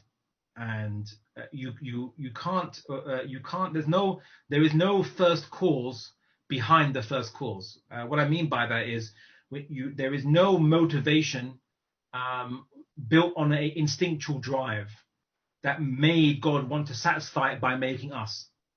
He made us because he simply chose to make us. And you can't, he's not a finite creature that you could deduce anything. And rationality tells us it can only ever be that way. It could only ever be that way. You can't fathom. It's only that he made us as a demonstration of his ability to create, not for a demonstration of his ability to create. If that makes it, if you can understand the subtle distinction between those things. Someone says this is very important to clarify, as it is asked by many. I'll make the universe to share the benefits of existing to those who merit to worship and submit to him. Okay, so before I go into that, that will conclude stage 2 of our investigation of observable reality. The next stages are going to be much shorter because these are the bigger humps that we have to travel over. But I'll be demonstrating briefly how everything that exists, human life, phenomena, and everything that we can see, how that too has intention and purpose, and how there is only one revelation that explains all this without contradiction. And we're going to find out what that revelation is. Of course, well, I mean, no price for guessing, of course, what it is. I'm not going to suddenly come out and say it's Jainism, right? But I want us to go from a basis of no assumption to building our concepts based on rational foundation. So because I don't want to leave everyone hanging on this okay, there's one God who created us with an intention and purpose. Now what, right? So now what's going on? Well, at this point, people's interests, if we have started from a position of not knowing anything at all to reaching this point, would be quite fascinating to know, okay, well, what is now the purpose of life, the point of this nature? How do we know it? And what can we conclude from it? So again, if we look at what we are observing in the universe. Now, remember, I never assumed that what we were observing was 100% an accurate model of what exists in a material world. Because in case you get those ultra skeptics that would say, well, how would you know what you're seeing is exactly accurate anyway, or what your model of the world is correct, for want of a better way of putting it. But whatever the model of the world is, and notice I haven't mentioned anything from observation in our accounts of physics to support any conclusion as of yet, because whatever we observe, these things we're always going to reach this conclusion. We're always going to reach this conclusion for definite. I do find it interesting that in the Quran it says that Allah made the universe bil haqq, right? So in truth, almost it's a reassurance that we are not observing something that's false, right? It's not like some false simulation that doesn't have any real reality. It's quite interesting. But we're not going to assume the Quran is true just yet in our investigations. We're gonna continue to see what else we can deduce. So what we observe from what we see is obviously fascinating. We see that there's inanimate objects, things that are not living. So, and what do these things do? Well, they generally they change and they move and they form composite structures and make macro structures. What we know, obviously, subatomic particles form atoms form molecules form what we can see on our level of observation, which is substances, and of course we see energy, radiation, and we see the fundamental forces that are observed. In a way, whatever those things are, we are observing change, and also we're observing there are things which are finite.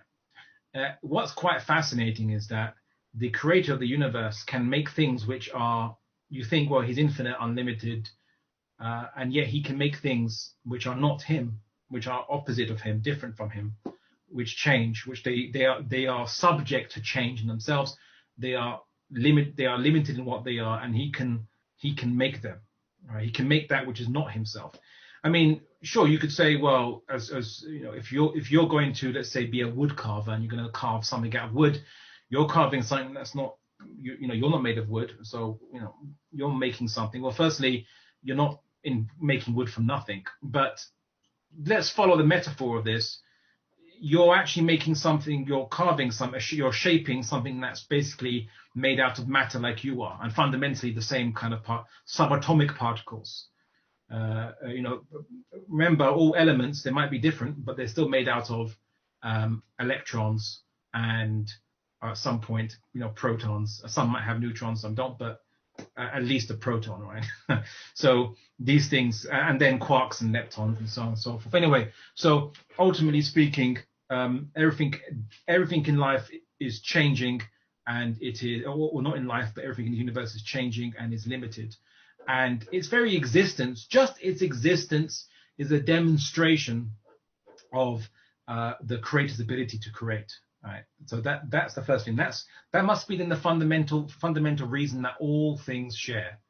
We're made of this inanimate matter. We're made of obviously the same lifeless substance, right? But there is now a difference. We're not the same exact kind of thing. Let's look at the next circle, which is just life, or animate matter, right? Life that is different from non-living matter because it proactively self-preserves and it replicates its form, right? It replicates its form. That's what makes life different from inanimate matter. And this is quite fascinating because now the creator is demonstrating the ability to create multiple things of different natures now, right? So not something that's just inert and waits to be, pushed like a billiard ball or a snooker ball we have in the UK, and it just waits there and then until it gets hit and then it moves, right? We have something now that has these processes that actively or proactively tries to preserve itself. A plant will grow towards where there's more light, get its leaves to grow towards more light. Animals will seek out sustenance and food. It will be proactive and it will replicate itself, right? So it will recreate its own form, something that inanimate matter doesn't do, right? So this is quite fascinating because, again, God can not only create matter, but now can create things that proactively self-preserve and replicate. This would indicate that life has now a special subset purpose. In essence, everything's purpose is to be what it is in its most fundamental way, which is a demonstration of the creator's ability to create. However, life does this by it being what it is by proactively self-preserving itself and replicating itself, demonstrating that God can make such a thing, and therefore by doing that, this specific difference it has from normal matter or inanimate matter, non-living matter, this additional thing is an additional demonstration of God's power. Now God can make something like this that proactively replicates, not just an inert, unliving piece of matter. Now, something else that we notice is it has consciousness, right? Consciousness. And consciousness is quite fascinating, mainly because there is no naturalistic way to explain it. I know that the atheists would say, well, there's no way to explain it yet. However, let's actually think through and understand that it will be impossible to explain. This is formally called the hard problem of consciousness. I'm just going to put that down in the comments section. Oops, I keep sending it privately to the organizers. So here's it is on everyone. So it's called the hard problem of consciousness. They can't explain why. Where does something see itself within matter, within substance or energy? Where is this? What is doing the observing? Right? Where is this observer residing or existing? Right? Well, what's going on? If something is okay, your sensory organs are reporting information back to the brain. You have obviously a physical brain, but what's observing you doing the thinking? What's observing the receiving of these signals?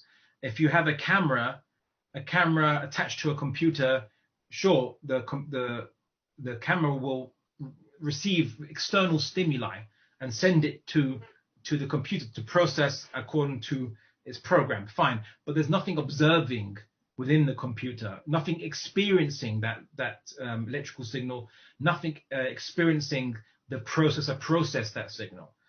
We have it, and we can only assume that animals have it too, only because they seem to react similar to us, and so on.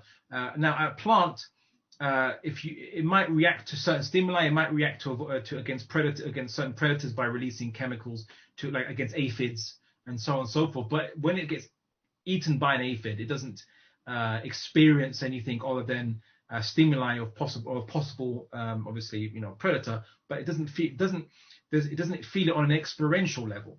Whereas when we feel something which we are conditioned to proactively to avoid or to try to escape from, that experience we call suffering or pain, right? And when we are that motivational force as life, the motivational force within life that plants would experience, but not would have, but not experience. We have that experience to that drives us to seek something, and when we get that, we are rewarded with pleasure. Right? It's what we call pleasure. Whereas a plant doesn't seem to get pleasure from receiving sunlight and obviously absorbing nutrition from the soil. But we have something additional, and we can only assume that animals have the same. There's no reason not to assume so, but it's not important, obviously, if you want to be skeptical and believe that animals are just robots. Some people did believe that in the past, like robots, let's just say. Right? But we know, or at the very least, if you want to be ultra skeptic, which they might say, well, how do you know any other human being exists or even has a conscience? Maybe just you, possibly so, but you at the very least, you have a conscience, and that's all you need to show. That's all you need to be able to prove consciousness exists in the universe. Anyway, so consciousness, the ability to observe and experience the creation of the entire universe. Now, if the entire universe is a demonstration of the creator's power to create, then consciousness is a demonstration of the power of the creator to create something that can witness its own creation, and at the very minimum, that's what consciousness is. Now, humans are an additional. We have one up on animals, which is we have a distinct ability of metacognition, otherwise known as thinking, for short. We have the ability to construct mental models, such as being able to deduce God's existence by observing his effect. Right? We can deduce things that we don't actually see or observe, whereas an animal usually learns it only by experience. Like if an animal sees someone take out a gun and doesn't know what it is, and then hears a loud bang and its friend gets shot, if it's a rabbit or something, then it will know that the next time it sees someone take out something that looks like a human, that looks like a boomstick, as they call it, right? It would instinctually connect that bad things happen when it sees something, this boomy stick, and will then run off, right? So it makes that connection. But we can actually deduce things before we detect them. If you want to use a more elaborate example, the Higgs boson was deduced by mathematical prediction before it was detected. Likewise, black holes as well were deduced before they were detected, and so on and so forth, and many gravitational bodies. That's just high-level examples, of course, but you would know that if you hear a noise from outside your house, let's say you hear a noise of a gunshot noise, you would be able to deduce without needing to observe exactly what was happening. Not 100% certain. It could be someone playing a gunshot on a movie, or very loud on their television. But I'm just saying that you can deduce that there's basically something like a gunshot being done, so occurring somewhere, whether it's on TV, fictional, or scarily in real life. So you're able to construct mental models and make deductions or inductions based on those models, as well as abductions, right, which is producing explanations for observable phenomena, which is also the third form of logic you probably haven't heard of. I will type it in, Google it. Abduction, not to be confused with taking people against their will, right? So please don't make that mistake. Anyway, so yeah, and please don't repeat on Twitter. Abdullah's teaching us about abduction.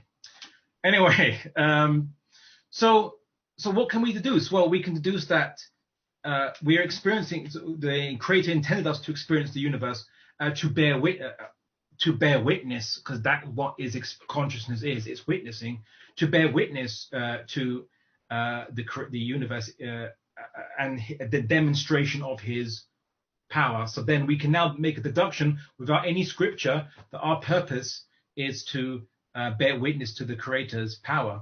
Or in a more simple language, which you've been told in seminaries, of course, to glorify or worship God. But that doesn't convey Well, I mean, it conveys the same concept, but you might understand it in a different way. Whereas it's what's really going on here is that we're just basically we're bearing witness to God's power, and He intended us to be able to do that by giving us this ability. But there is now one other thing. Now there's something else going on, which is we have free will. Or at least we have this experience of the ability to choose.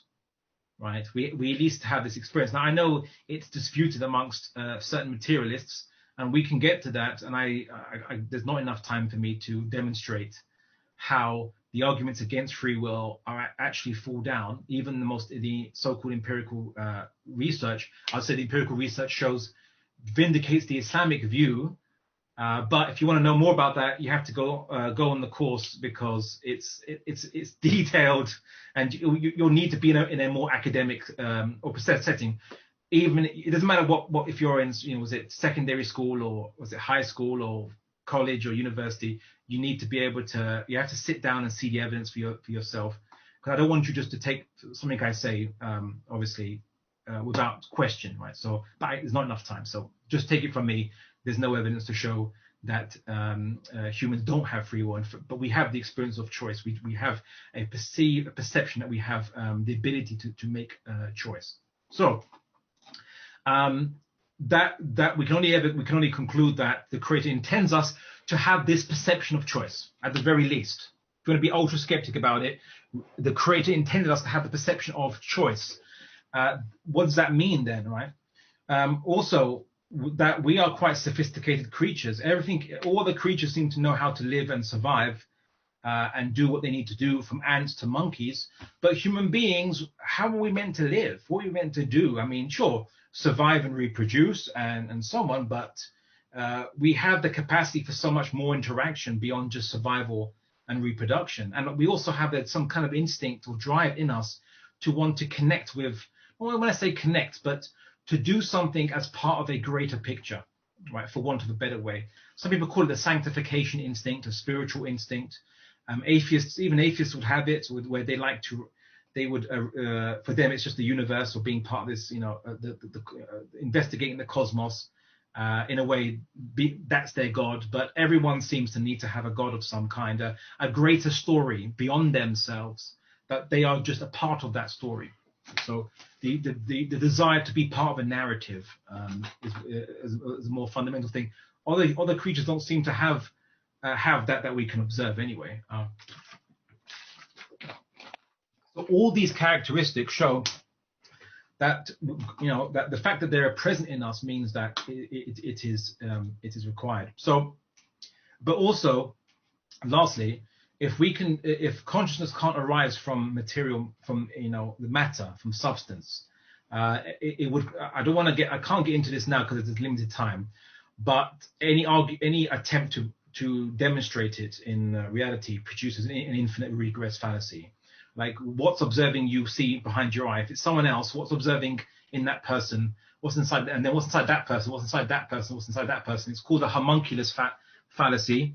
Homunculus fallacy, which is an infinite regress of observers, right?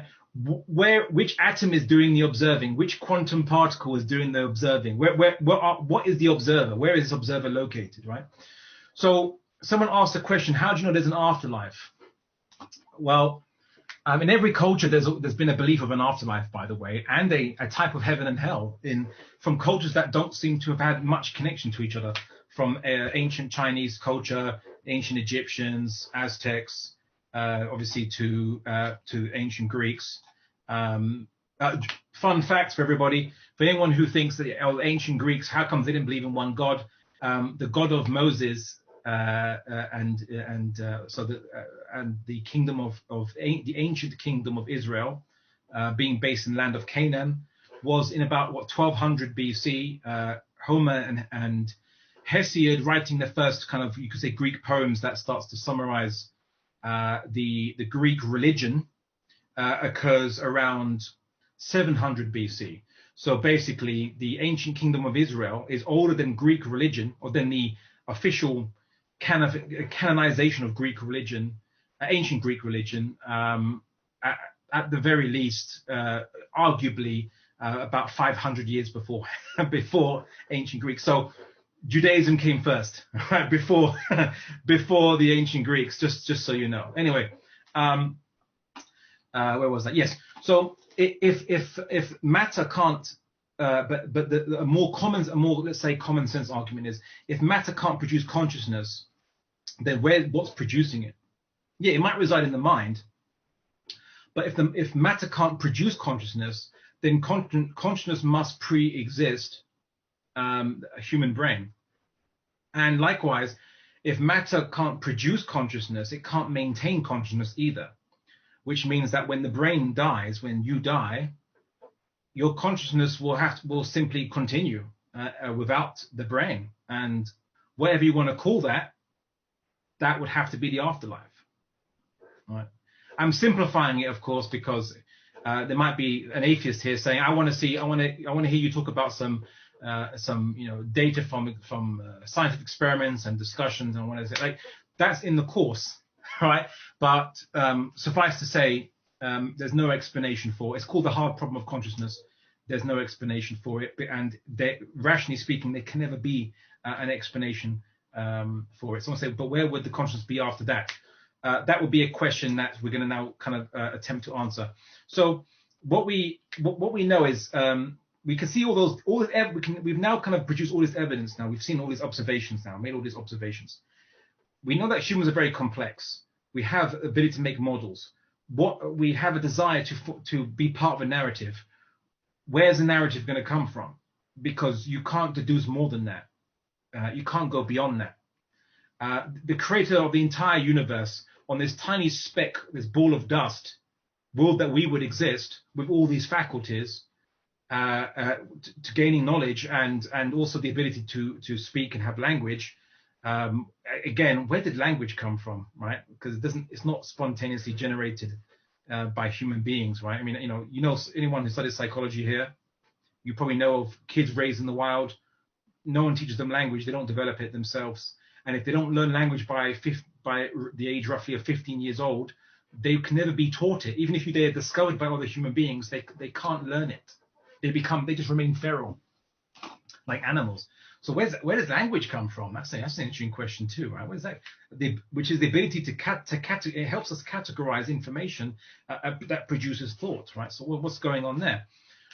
What we can deduce is that if the creator gave us all these things by intent, then there would have to be, if he gave us hardware, right, that can process programs, then he would have had to have created software. Otherwise, the creator would be contradicting himself to make us with this stuff, but then not make software that it seems designed to. And you can deduce that there has to be software, there has to be information conveyed to us. But how is it conveyed? Because it's not internal in our genetics. We're not born with inspiration of this, and so then it can only ever come from some kind of message or messenger. And of course, then if we have free will, presumably whatever message we're given, we have a choice over that message, right? We have a choice to follow that message or not follow that message because we have the ability to make free will, and that seems to be a reasonable expectation to obviously to expect, in essence, right? From anything we see. So now we have to look. Okay, well, what would be the best way of send this message to us? Would it be that God would send some kind of inspiration to us in our head? If that's the case, then obviously we wouldn't be able to have free will, because if everyone is programmed to follow a particular a set of laws for human nature, then you wouldn't, and it was programmed into you, you wouldn't have any free will on the matter. You'd just be robots doing that stuff. And what's the point of giving you free will, but then kind of taking it away from you? Would God appear to us and tell us what he wants from us? Well, if he was to do so, then again we wouldn't have any free will, right? It would contradict giving us free will in the first place. The only way we could ever it would be meaningful and it would be consistent with what the faculties is giving us is if it was sent via message, at least to one to one person or a group of people, and then conveyed to us via those people, right? Could it be angels? Could he maybe send us message via, let's say angels, let's say creatures which are not human but are intermediaries, right? Well, possibly so, but we would have to learn how to live by that way of life. And if they are not like us, it would be hard to follow them by example, because it's like it's easy for you as an angel to tell us that you don't, about sexual desires when and controlling them when you don't have them. Right? Like, what do we do? How do we do it? Like, how do we live? We need to learn. Someone we can apprentice from would be the most optimal method. Okay, so now we've made all these deductions. We now have to look at what's the available candidates out there of anyone of making claims of receiving communication from this creator. If we remove everything that contradicts what we've deduced, so remove polytheism, remove deism, remove obviously atheism, obviously, and any other religion where the creator is anthropomorphized as a human being or a creature, we remove that from the equation. What we're reasonably left with is Judaism and Islam. Christianity kind of went wayward when they started to worship Jesus, so or you could say Unitarian Christianity.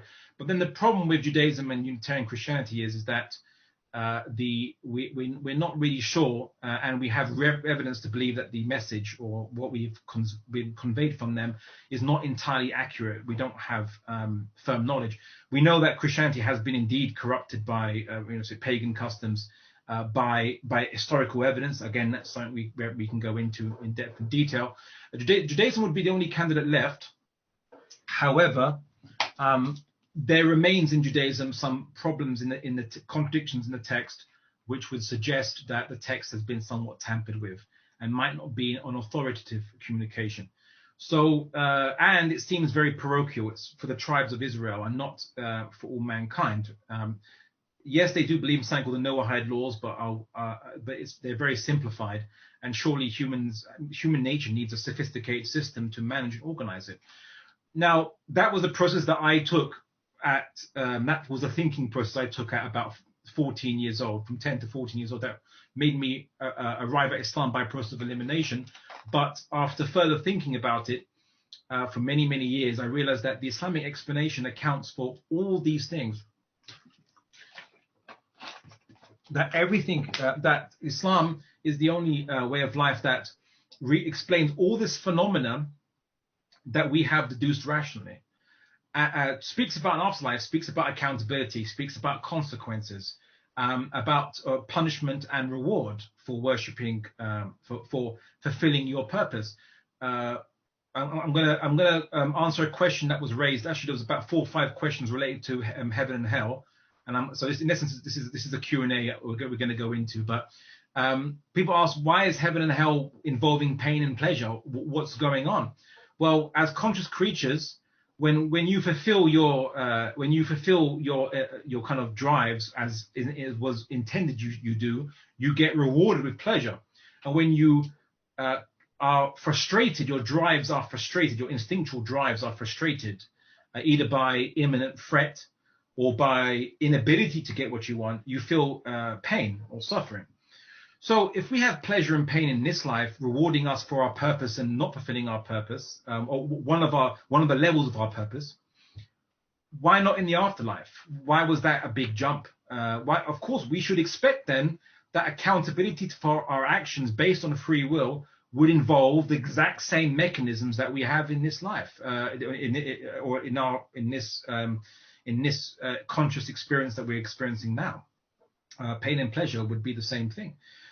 Some would say, what about why would you have someone being punished with fire or pain? And so fire is actually the one of the optimal ways to induce pain. In essence, it's the destruction of our nerves and everything like this. It's pain in its purest form.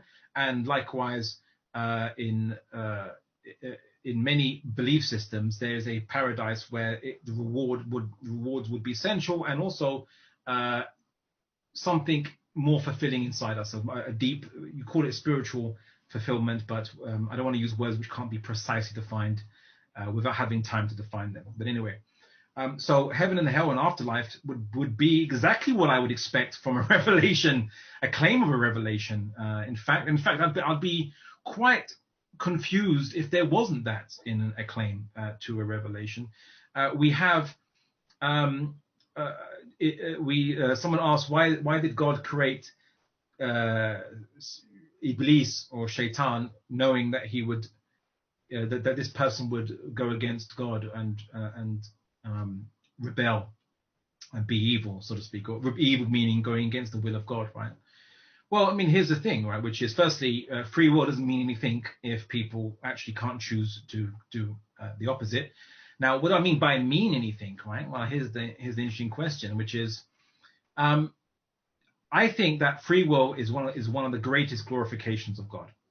Great, as in its very existence. Why is that? Well, you have this infinite entity or being that controls everything.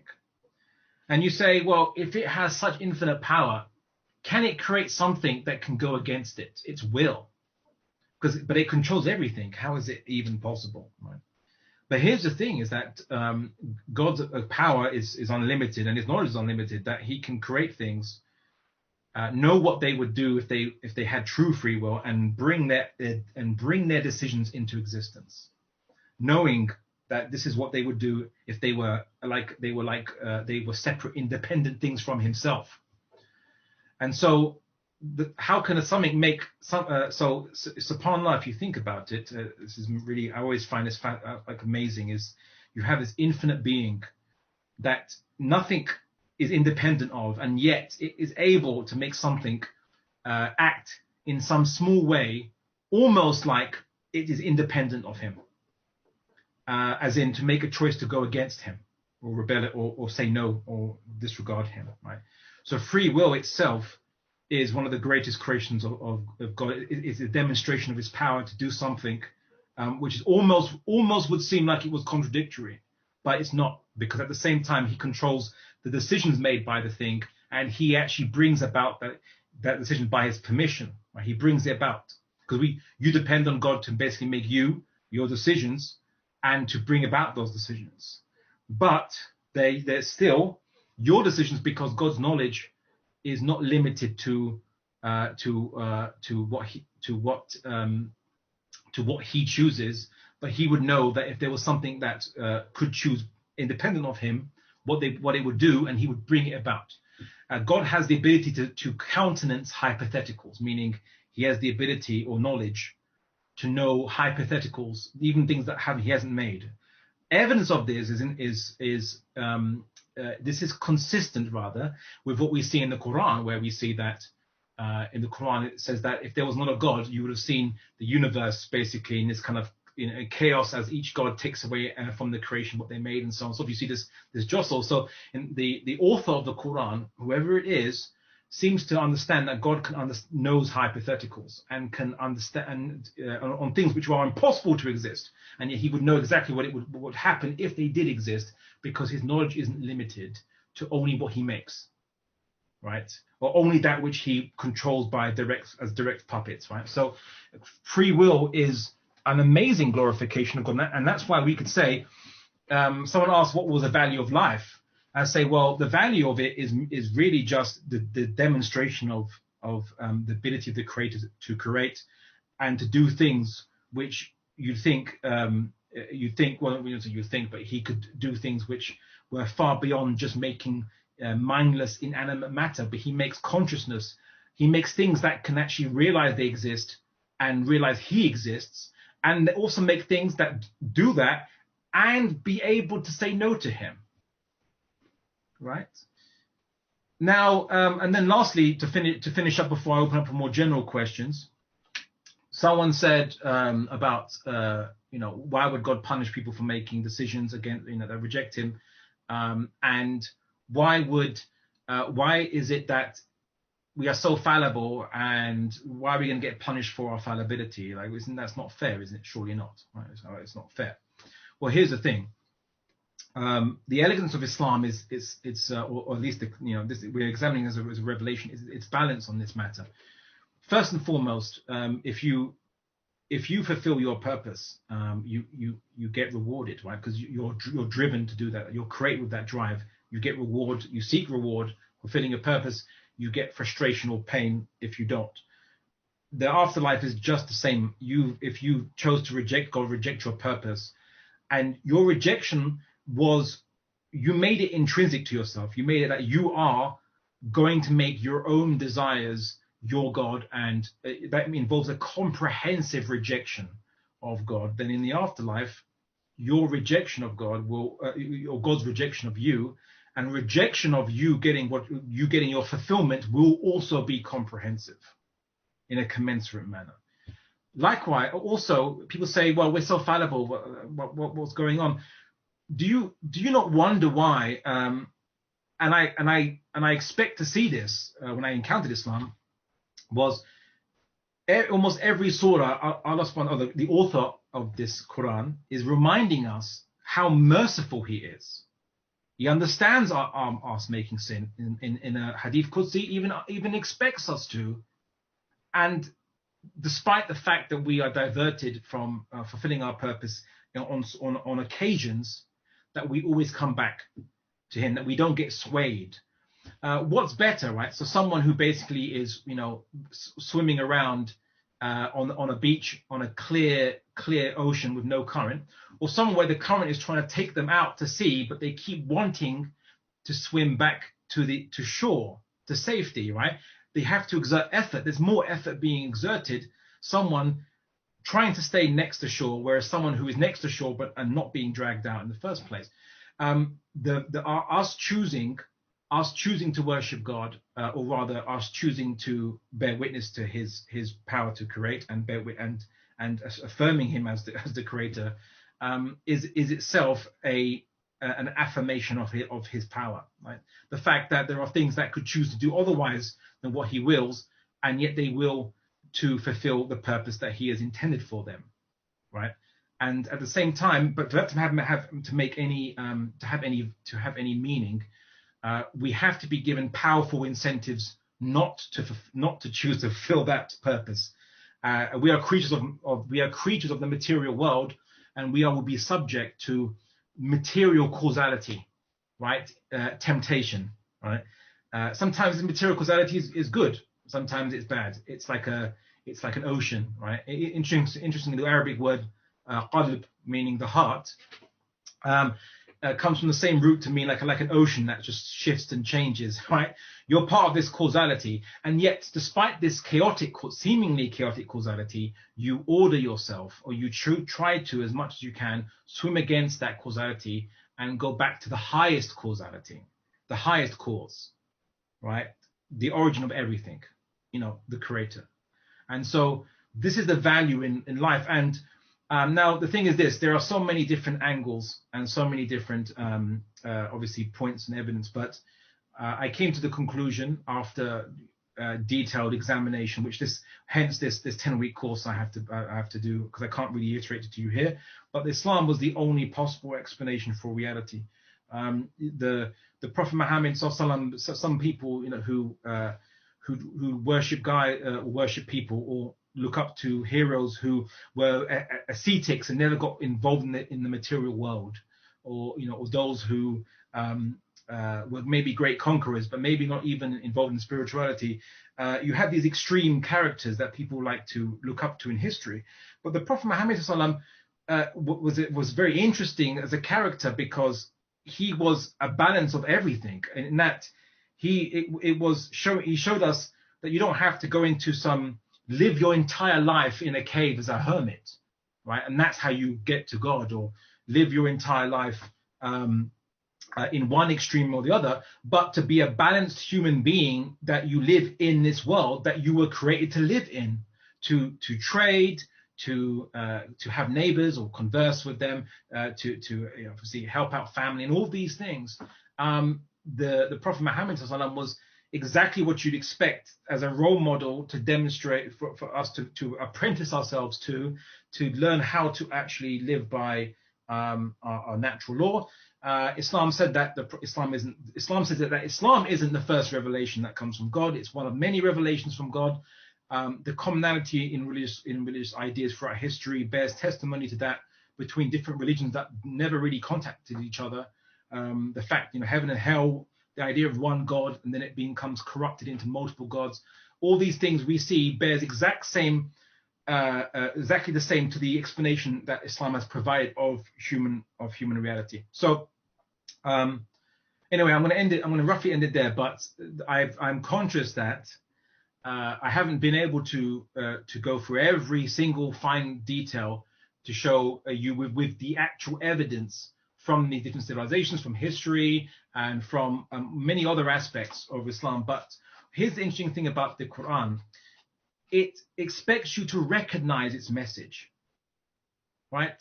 In Surah 75, so verse 36, Surah 75, verse 36, it says, does man think that he is to be left aimless? So do you think that we were created for a joke?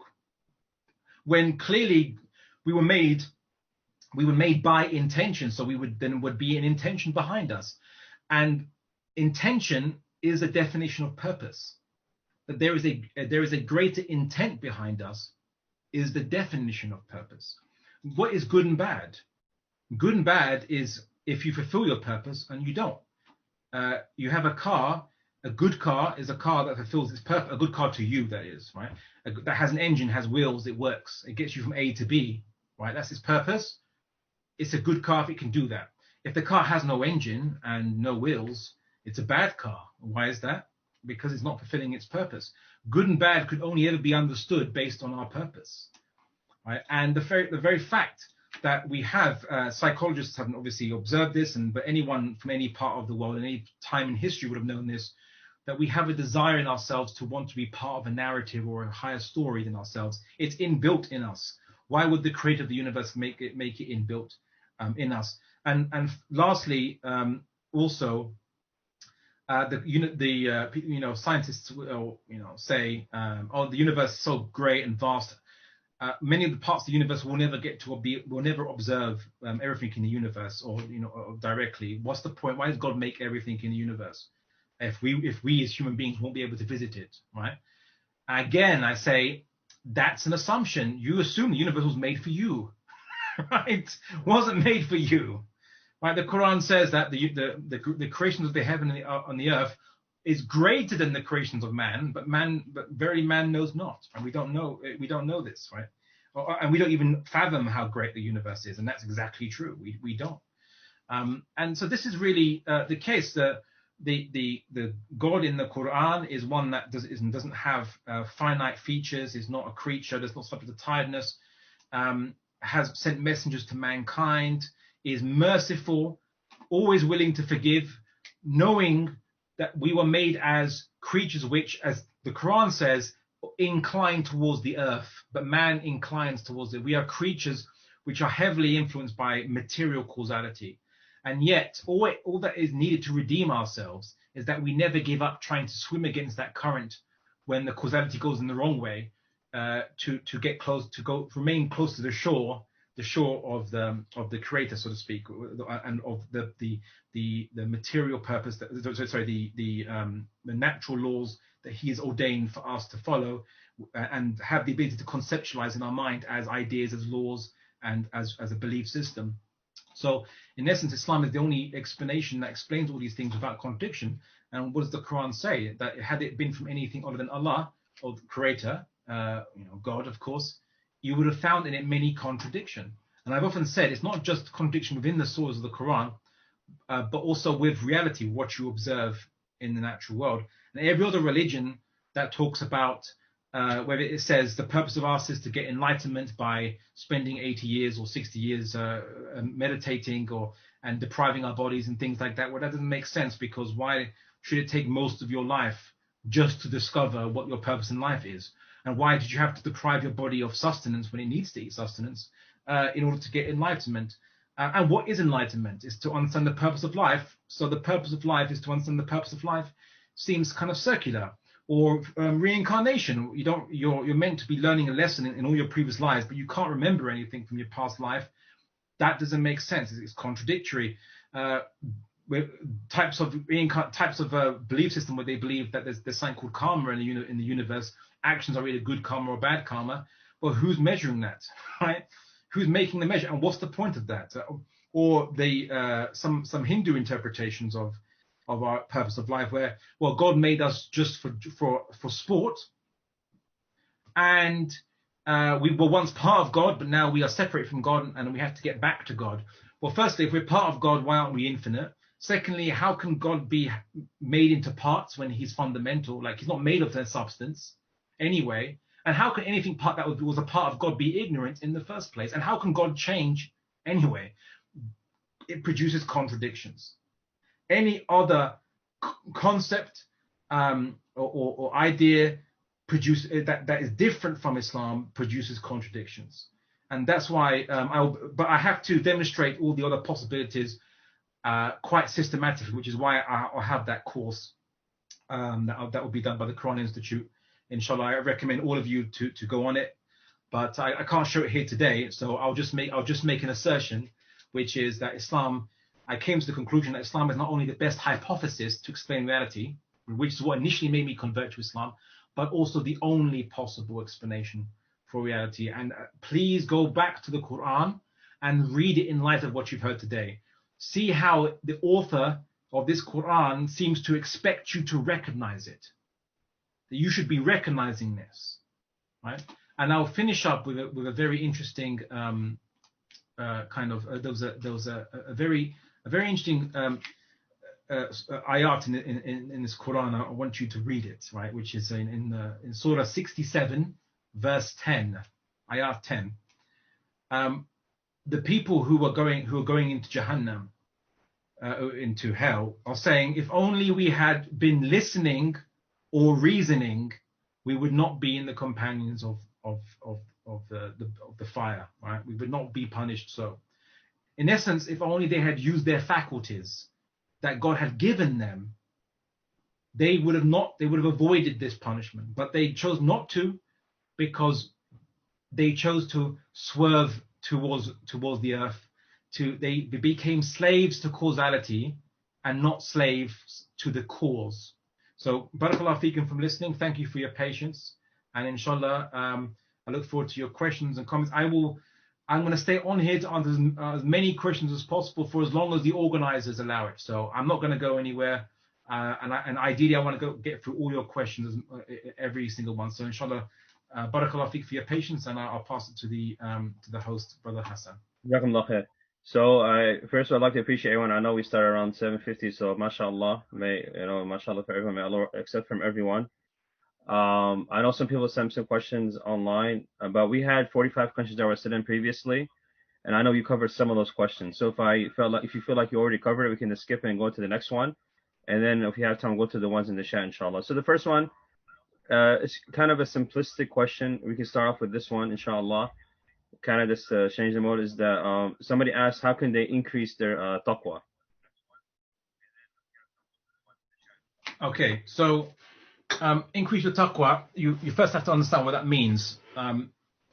Your taqwa, sometimes translated as God consciousness or the fear of God, is really just the acknowledgement and making it present in your mind, the realization that in essence, you have this creator which you completely and totally depend on, and can do whatever he wills to you and decide whatever he wills for you, and that there is nothing else that you should be concerned about pleasing or serving or worshipping. Then this creator, that room, knows everything you do, and every action you do won't go to waste.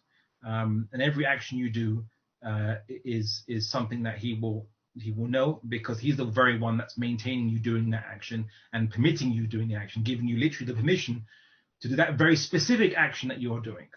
So once you know this, keeping it present in your mind is taqwa. I like to liken it to, there are people, many of you might be university students, right? So you might know that there's a difference between someone being told that they have exams in a couple months' time, and then when the reality is very clear to them, not very clear to them rather, it becomes a present thought in their mind that, oh, wait a second, the exams are like next week. I have to start revising. I should stop, I don't know, wasting my time, right? So that realization, that's not realization, but that emotional agitation is taqwa. And it helps you to be motivated, right? That's what taqwa does. It helps you to be motivated, and it can go up and down like any other motivation. But generally, if you keep yourself regularly motivated by remember, there's many ways you can remember God or contemplate. From contemplation, one Sahabi used to jump into a hole and imagine that he was dead. And he imagined how regretful he would be that he didn't have any ability to make further actions. And so, and then he would realize that he wasn't dead and he could actually change his life and do good things. And so, and that he would do that. So that would be about psychological tactics to help keep you motivated. And inshallah, there are many much more accomplished motivators than myself. I'm someone who likes to. I focus on more aqliya matters, of course, because that's where currently a lot of Muslims are having trouble with, and matters to do with the intellect and understanding Islam on an intellectual basis. But of course, you're conceptualizing and internalizing of that into your subconscious, otherwise known as the nafs or the qalb. That one obviously is a point for discussion another time anyway. All right, definitely. What is your reply that to the West is more developed because they apply Islamic values more than Muslim countries? So the cause of decline of the Muslim civilization was because, generally speaking, in roughly, I'd say, the 15th to 16th centuries, maybe even the 17th centuries, one of the worst things that could ever happen to a civilization happened to us for a prolonged period, and that was success. So we became very wealthy, successful, and then eventually, what's it called?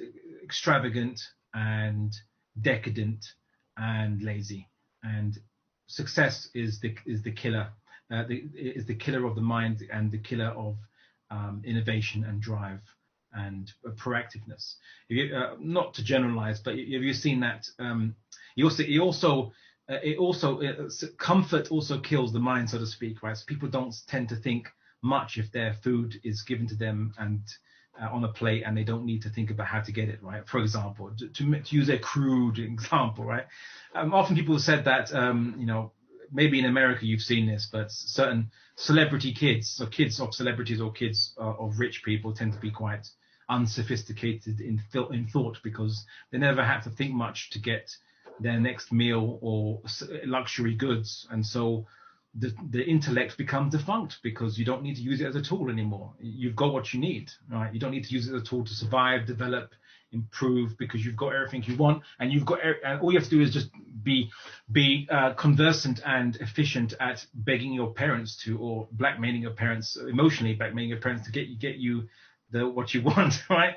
So it becomes the mind killer. Now, what European observers in the Muslim world observe, they always use this very typical word and very common word, which is they describe the Muslim world as decadent, which is interesting, right? Because now they describe the Muslim world as this austere, right?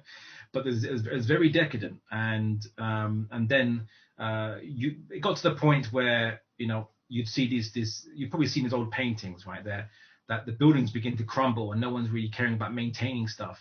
Right, they're going for a retro look, but their clothes are immaculate and amazing and full of colors and all this kind of stuff. They want to look really fashionable, right? But but when it comes to their buildings, they're going rustic, right? Let's not repair it, let's not develop it. It's authentic. Just joking, but this degradation of our industry began to happen. The West they learned, scientific methods from us and industrialization from us. And they took it. The New World provided lots of gold for them to basically get lots of resources, and they would come to the Muslim world with lots of gold and buy up our resources, and then say, it's okay, we can manufacture for you, and we'll manufacture cheaper. for you. And then the Muslims like, okay, well, we control the trade routes, so we get money no matter what. So let's buy cheap, made in the West, right? Buy a nice cheap.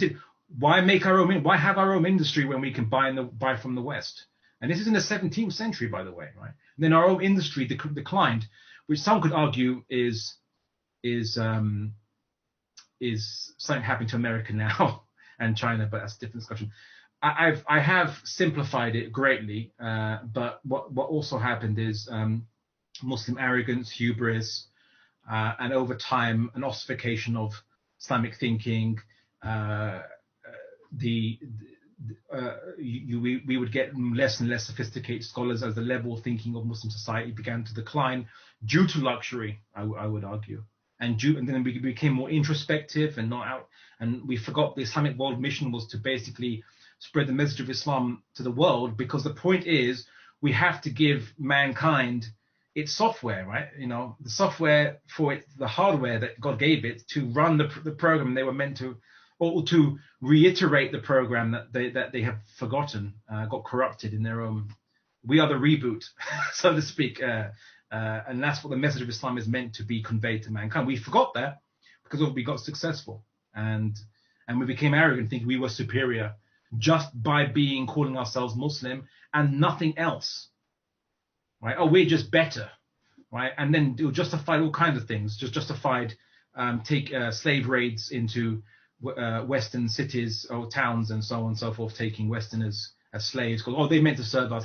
No, wait, that's not the point. You're not meant to be doing that. You're meant to be conveying the message of Islam. You're not meant to just be viewing them as you're better, you're superior, right? That's arrogance, right? So this is what happened with Islamic civilization, and then you had colonialism because we started to degrade in our material abilities, and therefore the West outperformed us.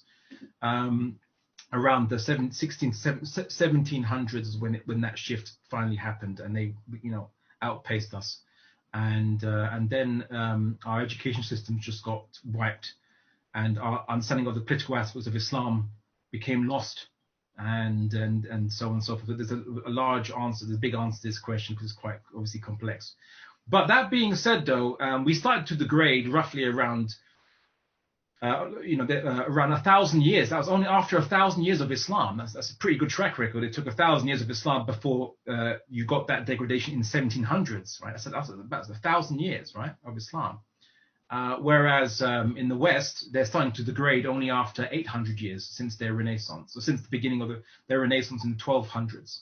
So it's kind of we have 200 years more than they did before we degraded, and inshallah we will revive. So anyway, but stuff like this is part of the revival, getting back to our deen, understanding why we're Muslim, why we're not any other religion, why Islam is the truth.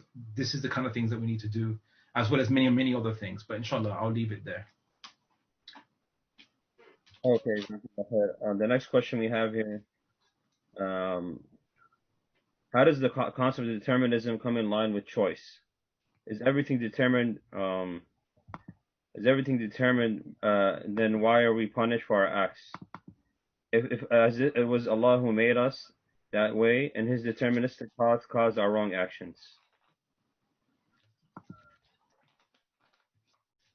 I would say that everything in the universe is determined by Allah subhanahu wa ta'ala through mechanisms that we don't know, we don't fully understand or know currently. Referring to the quantum world, that's the quantum world is our current frontier of our knowledge and understanding. However, that being said, I would say that our free will isn't fully determined. I would say that most of our decisions are based on calculation, yes, of costs and benefits, pros and cons, and the scientific experiments have shown that.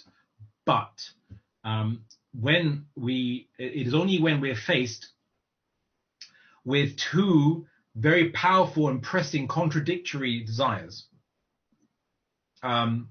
like if you let's just say if you're tempted, if you let's say are an alcoholic, right, and but also unfortunately you're an alcoholic, and it's wrong because you're Muslim. So what do you do, right? When someone offers you alcohol and it's nice and you're feeling depressed and you want to enjoy it, but you know it's wrong. Your desire for it to get you because you get pleasure from it, and at the same time your desire against it because you know that it will it is against your purpose and it will be going against your higher narrative, right? As a human being, as a creation of God. Only when there's two conflicting choices which are both they can you can go either way on these two. And it's not about cost and benefit because you know exactly what you'd get from drinking alcohol. You know exactly what you get if you abstain from it. You're not making the judgment between is it one type of lemonade or a different type of lemonade? Which one's the better type? Which lemonade would get me the best enjoyment, right? Which is probably a question you'd probably get a lot when going through Walmart, because when I went to America, the amount of choice you have there is literally mind-numbing. We have choice here, but come on, guys. How many brands of lemonade do you need? Seriously. Anyway, but that is calculation, right? Which gets me my objective. You already have an objective. How do you get to which one gets you the biggest bang for your buck, as they say, right? Which gets you that objective? Which gets you the most pleasure from these two choices? Whereas when you are faced between let's say a conflict, right? That's the only time you have real free will. That's when your free will can manifest itself. You might know this in Islam as imtihan, right? As being tested. If you're not tested, you can't manifest your free will. Basically, you need to be tested, basically. And that's precisely the point. That's precisely why you need to have tests. Why God has to test you. Otherwise, you won't have free will. I want to add something else that I thought about and I didn't get to iterate it, which is there's another assumption, which is we assume that everything in this universe, just because you have the same purpose, doesn't mean that your experience of this universe was going to be exactly the same as something else that has the same purpose. Your purpose is just to bear witness to God's creation and your demonstration of God's power to create. That's your purpose. You can do it on different levels. One could be you could just be born, live a few minutes and then die, and that was it. Your purpose is fulfilled like that, and that was all that God intended for you to fulfill your purpose. You can be given a lifespan of 80 years or 100 years and be tested and make choices and enact your free will. And that was how you were going to fulfill. That was the manner that God intended you to fulfill the purpose of you bearing witness to his creation of this universe and his ability to create. So just because we all have the same overall purpose doesn't mean you have the same specific way of fulfilling that purpose that God has intended you to fulfill it. And so on. That's it. But someone asked, why did God make Shaitan who would cause evil and so on? No. Everyone actually will ultimately serve God. Everyone serves God, right? The case is that those who serve God willingly and those who serve God unwittingly, right? So when God is creating Adam alayhi salam and is bringing prophets amongst human beings who are going to be teaching them their purpose in life. Okay, human beings will not have really, you have these revelations that's teaching people good, teaching people what they're meant to be doing, and avoiding certain bad things and so on and so forth. But here's the thing, though, that would in a way be unfair, because now you're not giving people the ability to even conceive of any information that would be about doing bad things, right? They wouldn't be conceiving of doing bad things, of choosing not to obey God, because all they've ever been given by their culture is how to obey God, and there is no conception they would conceive of or imagine even the idea of disobeying that. So Iblis, who initially was trying to prove a point because he's racist against human beings, is so as a racist against human beings who thinks he's better than us and thinks that we're just people who are disobedient, and he's going to prove it. He's going to demonstrate that we're disobedient, and he's not worth not worth him bowing down to, so to speak, as in not worth him humbling himself to, because he believes he's superior. He's going to show God, although he knows God knows this, but he's going to show that Adam alayhi salam and his progeny are not worth the creation. They're not going to fulfill their purpose. There's no point to making them. Of course, and obviously the angels also, are witnessing this situation. And Allah subhanahu wa ta'ala is saying, or at least in the Quran, and I say that because we need to, obviously, I know that someone's going to say, you haven't demonstrated fully yet by all the different, oh, that's all right. But the Quran is now saying, as an explanation that says God knows what he doesn't know, that in spite of all this temptation, and with all this temptation now that permitted by God for a force that's actively trying to swerve human beings away from God, there's going to be people who reach even greater heights of choosing God over this material, over temptation away from God. What that means is you have material temptation away from God, but now you have this an additional force trying to tempt you away from God. That's not material, all right? It's whispering and giving you ideas, right?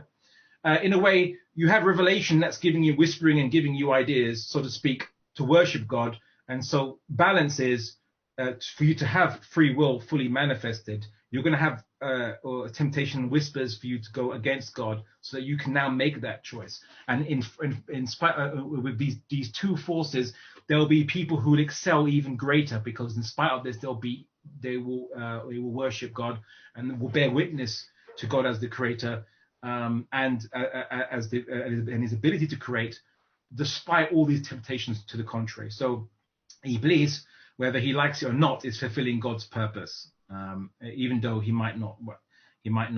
Although he might rationalize that out to himself, that he's doing that. Yeah, he is just doing God's. He's an agent of God. He's just proving. He's not hating God, but he's proving God. He's proving that these people are going to be rejectors of God, and he's going to show that. But at the same time, because God tested him on his arrogance, and he felt, and to reject God to God's face, so to speak, is kufr, right? Is rejection. It is rejection. It's full on rejection. To say no in the presence of God, so to speak, that's full on rejection. That he got vengeful. It's like, well, you've made me veer away. You tested me, and you made me veer away from, you made me swerve away from obedience. So I'm going to take them with me. It's revenge. It's vindictiveness, basically. So, which is interesting, because in Christianity, or in Christian conceptions of God and demons and all this kind of stuff, Lucifer, or Satan, quote unquote, just seems to be bad, right? Just like, I'm going to be bad. I'm just going to be evil. All demons are just viewed as just created to be evil. That's their nature, is to be evil. And that wouldn't make any sense. Why would God make something that had no choice other than to be evil? Then they're just doing what God tells them to do, right? Why would they be punished for that, right?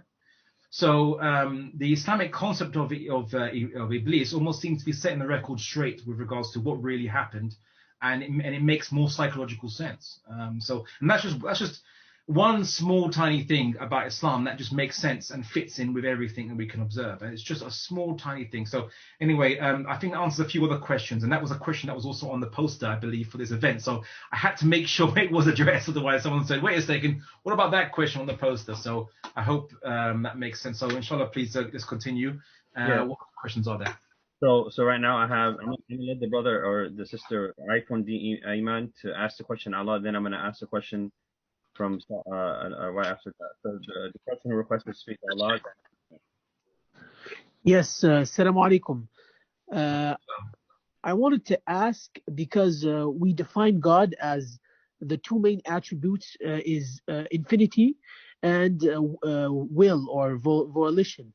But for example, if someone comes and tells us that Allah subhanahu wa ta'ala has a wajh, has a face, and so to speak, it has to be defined in some way if it's not taking literally. So if we're talking about some metaphor, or it's just metaphorically speaking that Allah subhanahu wa ta'ala has a wajh, but not literally speaking, what is the proper Islamic response of this? I know there's many sects like Asha'ira and Maturidi, and that has different interpretations of the attributes of Allah. But according to this, and even for the hand of Allah, if it has to be taken literally, how can we respond to this, Ustad? Okay. Well, you've probably already noticed from my previous lectures, if anyone who has looked into that. But basically, I limit myself to just being a da'i, right? So I call to generic Islam, right? Not to any particular school of creed. Although some people might misunderstand some of my discussions about this. Say, well, Abdullah, you say that there's no eternality to the eternal past or infinite past, but what about Ibn Taymiyyah discussing that God could have an infinite past, or does have it, or it's not a problem if he does have an infinite past, and he's always creating from his infinite past. Whereas what I say is what I've actually said is that you can't have an infinite past of changing things that themselves are changing, right?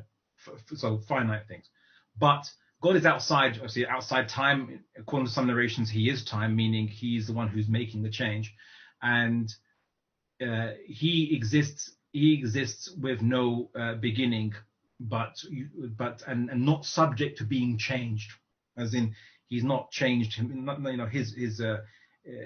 doesn't live in change, if that makes any sense. He doesn't reside in change.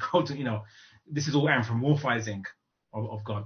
I would say that this doesn't exactly disagree with Ibn Taymiyyah. It's just I'm using different language, and I'm not urging anyone to adopt any particular school of Aqidah between these different the Sha'ira or the Athariya or Al-Hadith or Mu'tazili or others.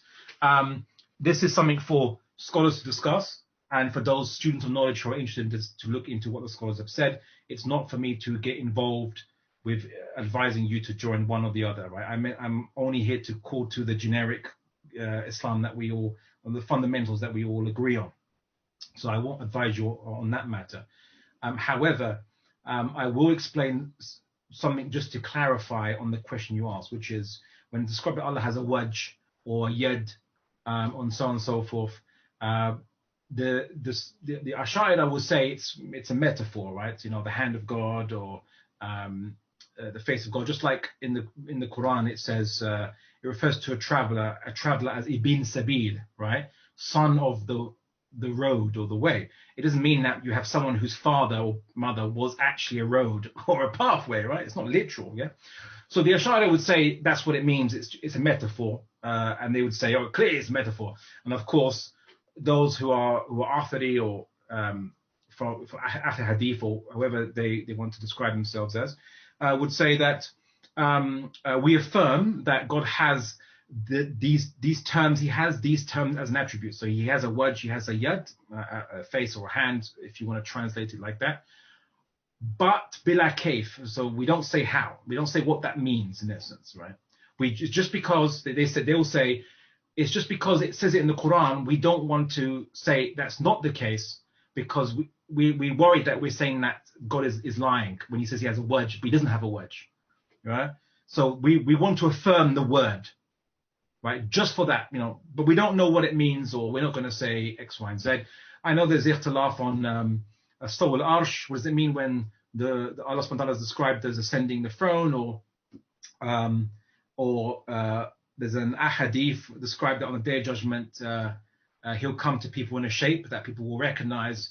An ahad narration, by the way, but still, meaning it's not definite for aqidah, for core aqidah, which all scholars agree on, but it's something that is part of the branches of creed, for the furu of aqidah, branches of aqidah, as in like beliefs you can adopt in essence, and depending on the school of thought, how you'd interpret it. So what does that all mean? Well, generally speaking, again, I'm not here to argue against or call for any particular school of thought, but all I'm saying is that there would be no contradiction, because no one's saying that from eternity past God has had a shape or form that he basically can't change, or is his essential shape.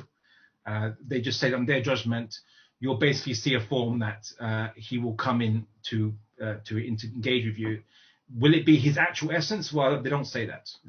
That's not his essence, right? They'll just say like a burning bush or a light veiled, what have you. They might say it's similar to that, depending on their interpretations of the Quran, like seeing God like a moon, like you see clearly the moon from a hadith. Sorry, it's a lot of it is semantical. It's semantical.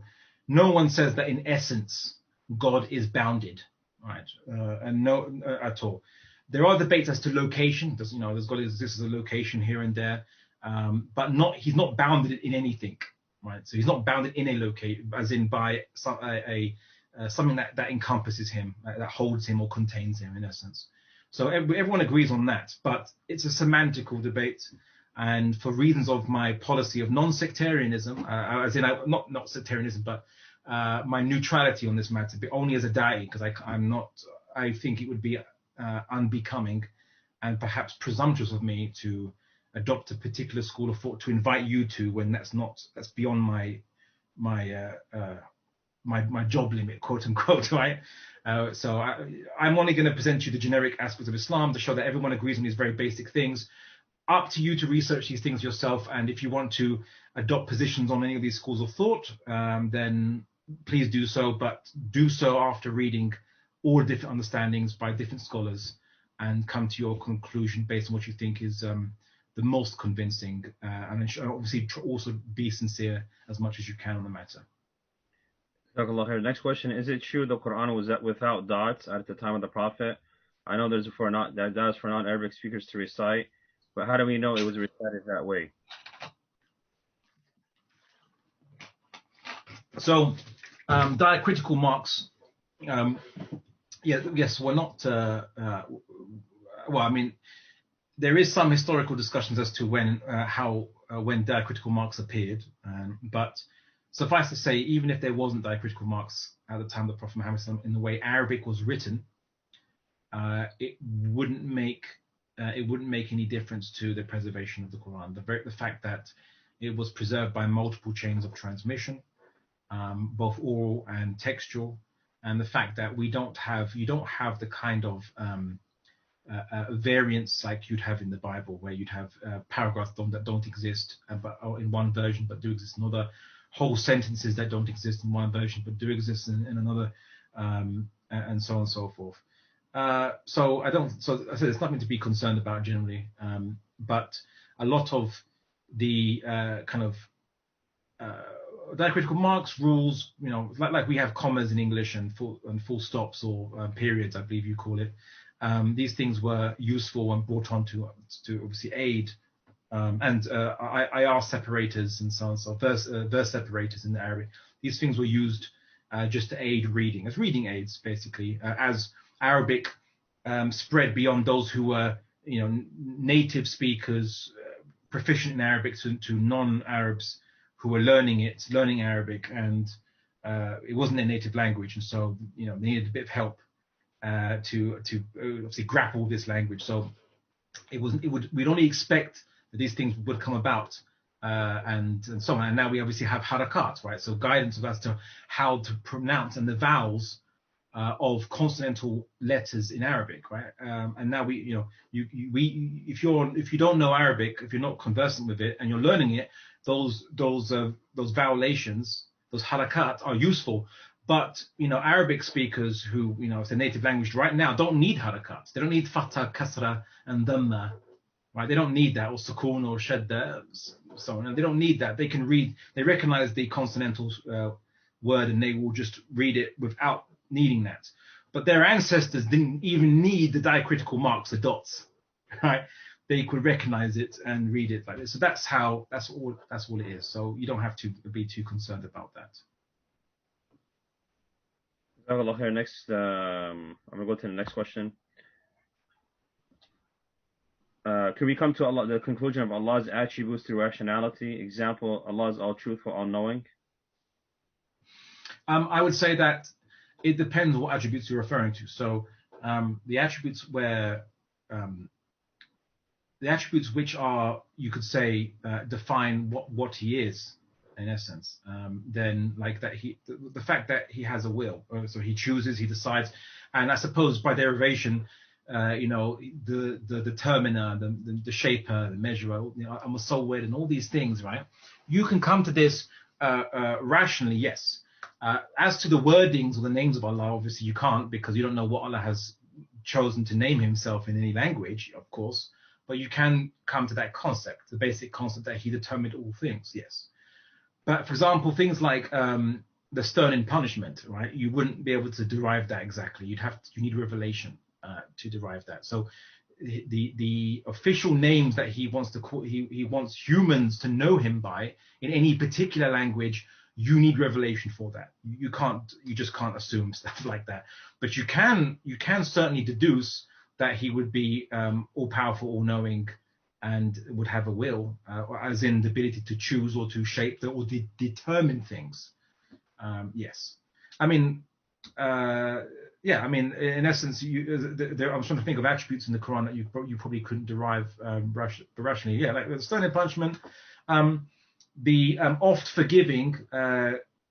You couldn't determine whether God, how God would deal with sin, or because you need to have revelation to show you what the laws of the natural law of mankind is, and then you'd have from that revelation you'd have to know how Allah would treat breaches of that law. So you need revelation to show you that kind of stuff. You wouldn't be able to do this yourself. So in essence, through pure rationality, you can only get to a conclusion of he's an infinite creator. He's intended us to be a demonstration of his ability to create. Through all our attributes are a demonstration of his ability to make those attributes, and that we have a natural law that we're meant to live by. What is that natural law? You can maybe deduce the criteria of how to what to expect, and a revelation to fulfill. It needs to have a mark of authenticity, otherwise known as a miracle, right? Because you need to have an authentication mark from the author, right? The same author of the universe, right? So you can deduce that. It has to come via messenger. You know it would be optimal if it comes via human messenger, because that's someone you can imitate and emulate. You can deduce all those things, expectations.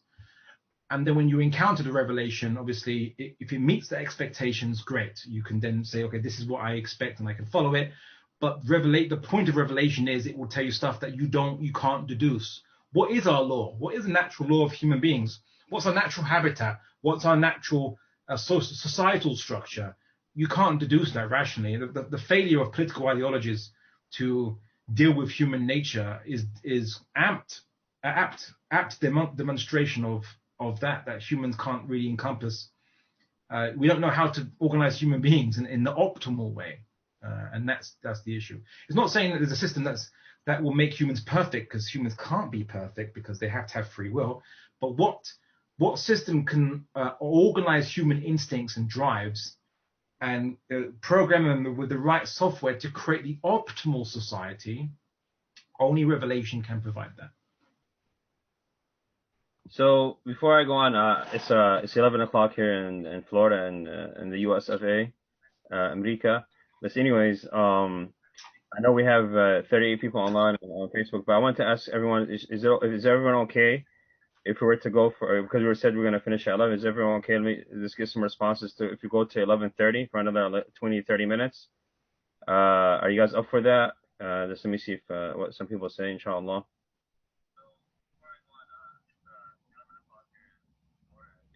All right, inshallah. So I'll go ahead to the next question. Can I just say, go ahead. I did promise that if anyone has any questions they want to ask me, or you'd like to challenge me on anything, you don't. I mean, whether you're Muslim or not, I would accept it, because challenges can be useful for everyone else listening. So anything I say you disagree with, or wasn't fully clear, or you just think I've contradicted myself, or I've begged the question on something, and you want to vocalize it, obviously, so everyone can hear, then please do so. I'm inviting you to do so.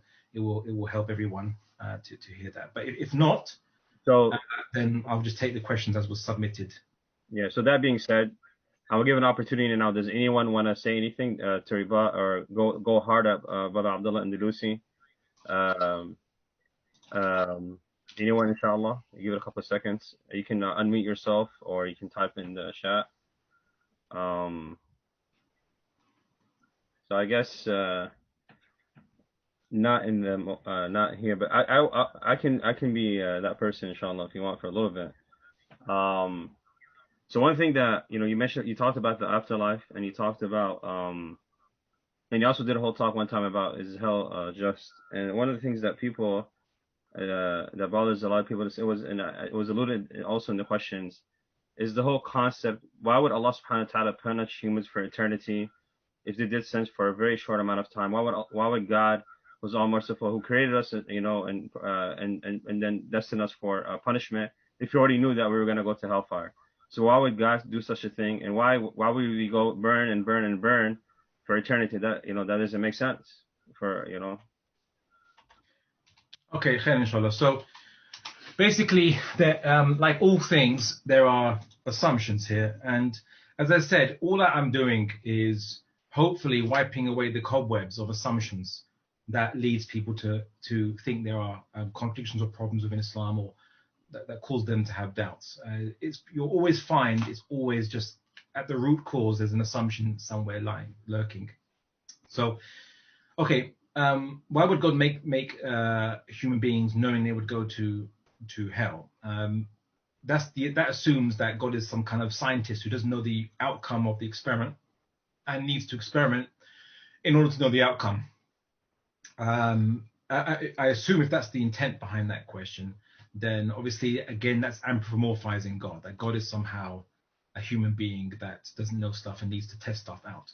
I also mentioned that some of the many causes of polytheism was anthropomorphism, the idea that God is too lofty, that he's like a human, he has a limited attention span.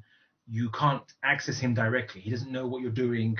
You have to go via intercessors, because these intercessors, they will intercede with you and raise your case in attention, or they've been delegated authority or with power, so they can help you out.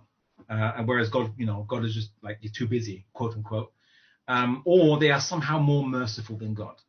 Or, I want to go to this particular shrine because whatever sub-deity, stroke saint, stroke local spirit, whatever that's there is like really merciful, nice person, nice guy, and will show mercy on me and will intercede with me in God, because surely God wouldn't have mercy. It's like, well, wait a second, God is the merciful and the most merciful, and yet there you are thinking that he's not. And as one hadith said, that Allah will treat you, to paraphrase, Allah will treat you as you think of him. So if you want to think that he's not merciful, then he will not be merciful to you, because he's told us. It's actually you're almost thinking he's a liar or ignoring him, that to say that there's someone else that can be more merciful than God, in the hereafter, or what have you. Likewise, when people look at suffering in this world and they say, oh, how can God allow suffering in this world? I say, well, if the purpose of this world was only this world, if God created us and we would just suffer forever, so he would make us without us doing anything, he just put us straight into suffering forever, what would be the point of that? It would make no sense. Suffering means, or pain means, that you're frustrated in achieving your purpose. So why would God make us with a purpose that would be frustrated no matter whatever we do, forever? Right? That's our end. That's the end of us. No, that would only be the case if this was this universe was the end in itself. If there is another or subsequent universe or reality, whatever you want to call it, or if you want to use the word universe in its broadest sense, universe just means everything that exists, which means that Jannah and Jahannam would be part of the universe, right? The universe just means everything that exists. So it would just be a different bubble of it, but certainly part of the universe, separated from this part of the universe, but part of it. Anyway, we know there's another reality, or a greater one, or a subsequent one, that is the ultimate end. But here's the thing, which is I wrote an article on this, just so you know. where I looked at, because this is a very big topic, you could say. I called "Is Hell Just?" a response to secular liberals and atheists. There's a reason why I put liberals and atheists, because the liberal concept is that human beings are independent individuals which are sovereign unto themselves. You own yourself. You are your own person. So then God is just some interloper, like some neighbor that bothers you and is doing bad things to you. And oh, why are you doing bad things to me? How dare you involve yourself in my life, right? This is the mentality that goes to leading people to have doubts about God, like, oh, why is he doing this? Why is he being unjust? I say, well, wait a second. He's maintaining your very existence right now. He's permitting you to speak right now, to think right now, to go on. Every subatomic particle and smaller, almost to paraphrase a verse in the Quran there, is being maintained by God and is known to God, right? So you're not an independent individual. You don't own yourself. If by ownership you mean that you have a right, or that which has a right on you, then God is the only owner of you, basically. There's no other owner of yourself. He's not an interloper. He's who you depend on. And so if you're basically rejecting him, then rejecting your very purpose, then that can only be greeted by what the same thing you'd get in this life if you were to frustrate your purpose in this life too, which is pain or frustration. And the ultimate frustration and pain is Jahannam. And for those people who've chosen, but there are people who they make mistakes and then but they want to go back to worshiping God. They've just veered a little bit off the way. God can greet that with forgiveness if they want to return back. For those who've made God their purpose, but they think that they can get away with maybe not fulfilling that purpose sometimes, taking a small break, and they don't want to seek God's forgiveness, then God can punish them up to a duration of, or in proportion to the significance of the crime that they did, the significance of the crime against their purpose, and then they'll be rewarded afterwards for their general desire to worship God, which they did in all the things. So they're sinners, fallible sinners, unrepentant sinners. But there are those people who have intrinsically chosen to reject God comprehensively. And if they would continue to reject God comprehensively, the reward for them would only have to be, well, then they would be in the afterlife permanently frustrated, as they have permanently rejected God. Now, here's the interesting thing, which is everyone, you might think, well, look, Abdullah, this means that there are people who slip through the net, who won't be worshipping God, who will reject God, and then they will just be rewarded for that by punishment and frustration forever. And what was the point of them? That's a big waste of creation, right? They're just wasting away because they chose to reject God. I mean, there's no how does that glorify God? Well, I mean, it glorifies God in the fact that they were made, their very existence glorifies God, and the fact that everything that happens to them is by the power of God. So that's always going to glorify God on a fundamental level. But even their rejection of God will be rectified and turned into a glorification of God. Why? Because what you read in the Quran was there'll be people who go into Jahannam, right? Going to hell, and they rejected God, and they will say in hell, and here's what the Quran says about this. So Surah 6, ayah 27 to 28. I'm going to do you a favor and copy and paste it. So I'll read it out. The author of the Quran is saying, if you could but see when they will be held over the fire, they will say, would that we were sent back. Then we would not deny the ayats, the signs of our Lord, and we would be of the believers. No, it has become manifest to them what they had been concealing before. But if they were returned, they would certainly revert to that which they were forbidden, and indeed they are liars. And again, another verse of the Quran, which is Surah 40, ayah 11 to 12. We confess, these are people who are in hell. They'll say, we confess our sins. Then is there any way to get out of it, basically? And it'll be said to them, this is because when Allah alone was invoked, you disbelieved, but when partners were joined to him, you believed. So the judgment is only with Allah the Most High, the Most Great. Here's the thing. So these people who are put in Jahannam, the only time they will ever recognize God and accept him and want to obey him is when they're being punished. And if they were to be taken out of that, they would reject.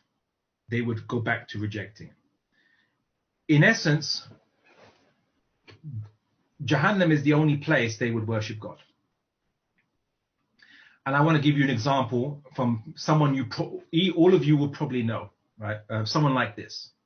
There's someone who basically does whatever they want, and they will hurt whoever they want, and they're selfish, have no empathy or don't care. The only time they will care about what they did to other people is when they've got caught and they're about to be punished, or they are being punished. And they say, "Look, I'm sorry. I know it was wrong. I know it was wrong. I shouldn't do this. I shouldn't do it. I was wrong. I know I'm wrong. I admit it. Sorry. Give me another chance. I won't do it again."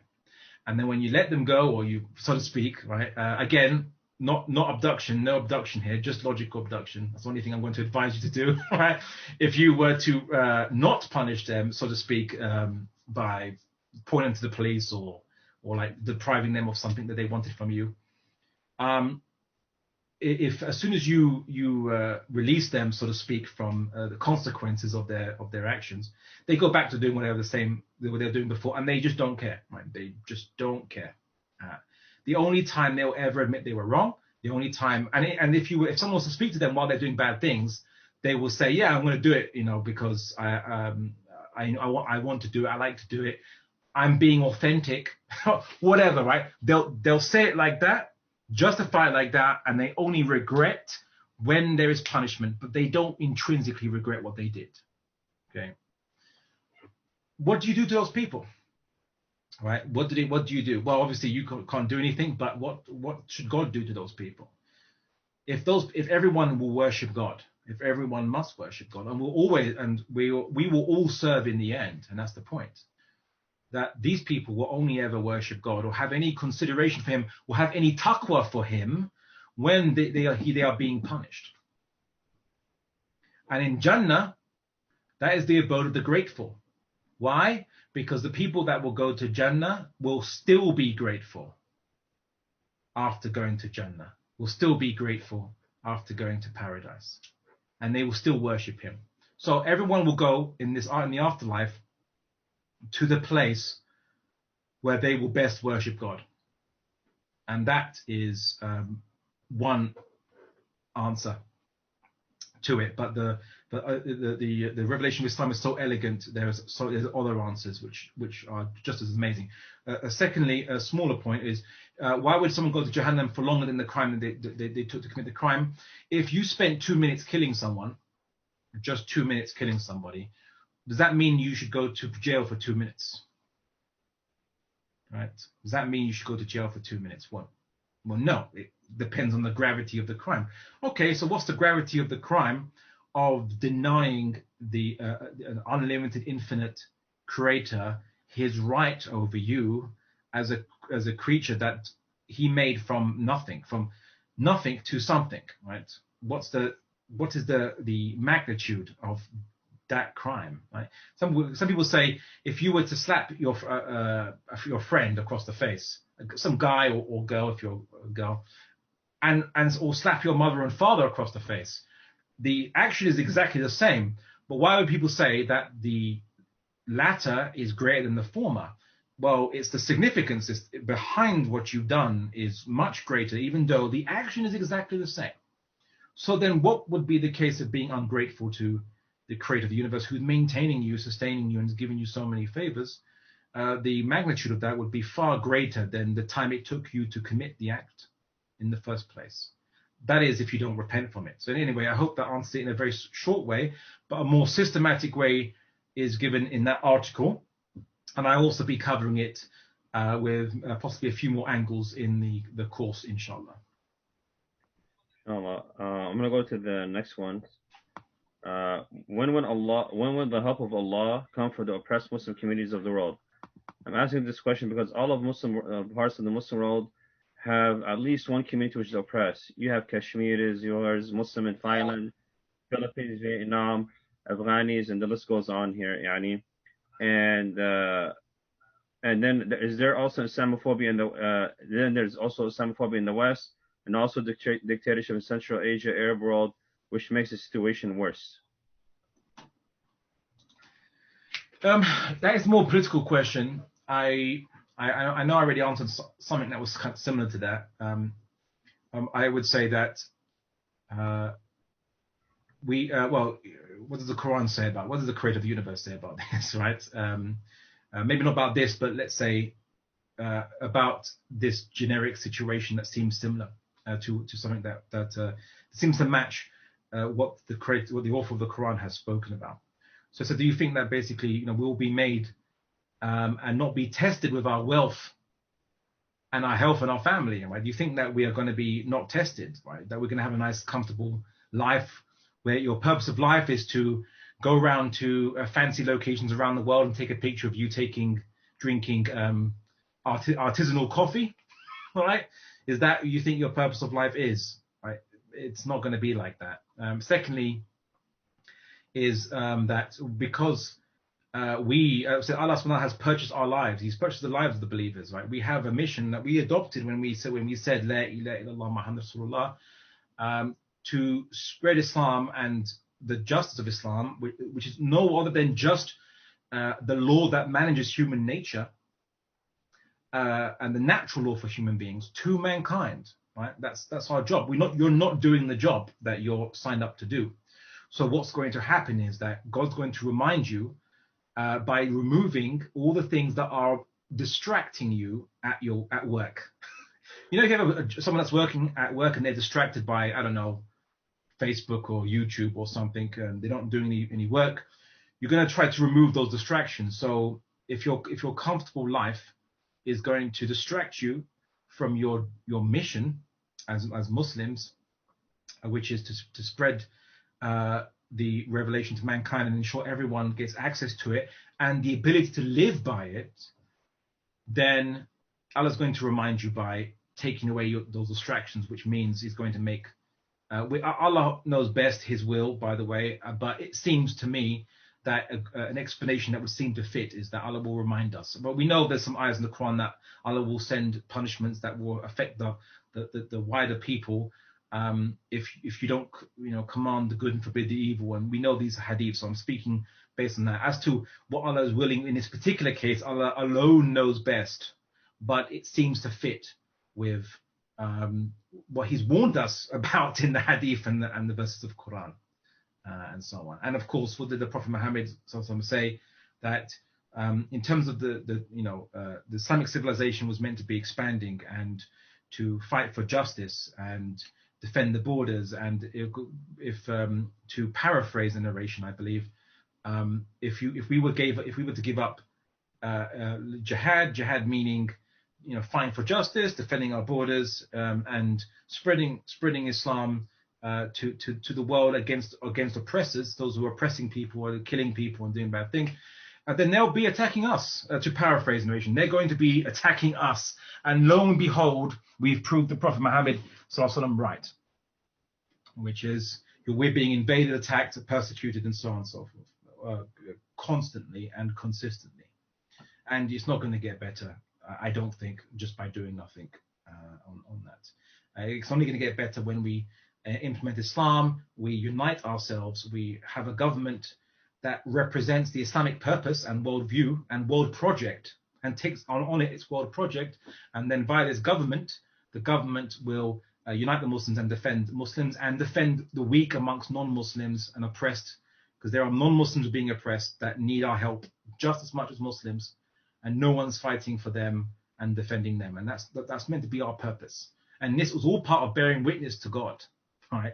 All this was part of our purpose of bearing witness to God, which is people see that we're doing this not for material benefit or ourselves, but we're doing this because there is a creator behind the universe, which we will all be accountable for, and all mankind needs to realize and recognize this purpose, which they have currently forgotten in many parts of the world. No. So there was a question I was going to ask, but before that, somebody had a follow up to your question about let's go back up here. Is hell predestined, or are people predestined for hell? And then in the chat, I guess some discussion is taking place about refuting ex-Muslims, and people are putting their own personal opinions. So I think you probably should chime in on that also, how to deal with people who leave Islam within the family. But go ahead, inshallah. Okay, so when we talk about predestined, Allah subhanahu wa ta'ala, Allah subhanahu wa ta'ala controls all things and certainly knows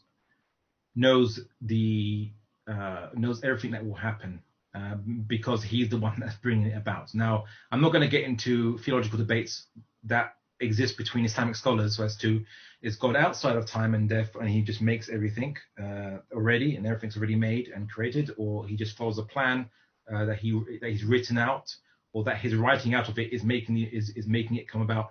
These are discussions which are between Islamic scholars and are fascinating, but essentially you only need to know the basics, and the basics is that everything will happen as Allah's planned, and therefore is for all intents and purposes, whatever your theological position, is predestined, right? However, you don't know what that predestination is, but Allah does, and you still have free will. But Allah's knowledge isn't limited by a wait and see approach to your free will, because he knows what your free will is going to do. Remember, he knows hypotheticals, right? His knowledge is not limited to only what happens, right? He knows every decision you'll make freely, because his knowledge isn't limited to requiring determinism, right? That's my point. So he knows what you're going to do, and he creates your actions, as in he permits your actions to come about, right? And therefore there you would do it. So you might be predestined, and he might know exactly where you're going, but you don't know where you're going, and you still have free will. So from all intents and purposes, to yourself, you can still decide, so to speak, with obviously with Allah's permission, where you want to go in the hereafter, right? You want to repent and be a believer and get to Jannah, or you want to reject God and go to Jahannam. For all intents and purposes, this is the choice. This is within your choice, so to speak. But ultimately, obviously, everything happens by Allah's permission, and Allah knows exactly where you're going to go. So there's no contradiction if you basically understand that you're making an assumption that God needs to wait to see for things to happen, to know what they would be like, or that if he knows what they're going to be like, he forces it to happen regardless of whether people have free will or not. That's not the case, because again, we're dealing with an entity, a being that has knowledge beyond, is infinite, and his knowledge is not contained within determinism or causality as we as finite beings experience. So don't anthropomorphize God, right? He's not a creature like us. He's not a finite thing. All right. So I forgot there was an ex-Muslim part to that question, so to speak. Okay, I'm going to say something which is, if you don't know how to answer the questions by ex-Muslims, don't engage them in debate. What you can do is, you can, if they obviously speak to you about stuff, which is if they on Twitter or you see their YouTube video of them, don't call in on their phone lines, because they'll make an example out of your ignorance. Trust me, you fuel their phone lines, right? You fuel their videos. Don't do that. Speak to them. If you can answer the question, answer it. If not, you say, I don't know the answer to that question, so I'm going to go and research it, and maybe I'll get back to you, or I'll write an article, or what have you, right? Learn to say when you don't know. Please, don't make it worse. And sometimes you think you know the answer to something, and it's not the case, right? It's just not not the case. You make it worse by making an assumption or a presumption on the matter. I'll give you a typical example. I once appeared on the BBC on a discussion about can you be gay Muslim, right? Now they thought I was going to be some ranting Muslim that would just say, that you can't be gay and Muslim, right? Or homosexual and Muslim, right? But hear me out here. 1 second, hear me out. You had these two sisters on the audience who said, how can you be gay Muslim, right? Just like you can't.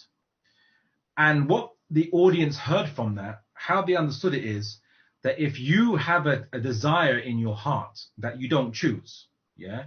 And trust me, we all have sinful desires we don't choose, right? You can't say, well, I can't be a Muslim because I've got sinful desires. That's what it sounded like to the non-Muslim audience. Because when they say homosexual or gay, they don't mean someone who actually, it doesn't necessarily mean someone who actually has same-sex intercourse. It just means someone who has a desire or a preference strong enough to be sexually attractive to them, right? As an emotion. So when they said that, thinking they were defending Islam, it made us look worse. It possibly undid some of my work, which I had a more nuanced approach, which is I said that same-sex intercourse is haram. It's a sin, right? But just by having a desire doesn't mean that you're going to go hell just because you have a desire. Right? And we know this from the hadith. Allah has forgiven us our desire, the whisperings of our nafs. Yeah, as long as you don't act on it, the bad ones, right? As long as you don't act on it. Yeah. So it was a bit nuanced. So when you use the word homosexual, you have to. It's not precise, and therefore, when Muslims were jumping in to explain it, they were making a mess. Other things they do when someone says, "What's wrong with same-sex intercourse between two consenting adults?"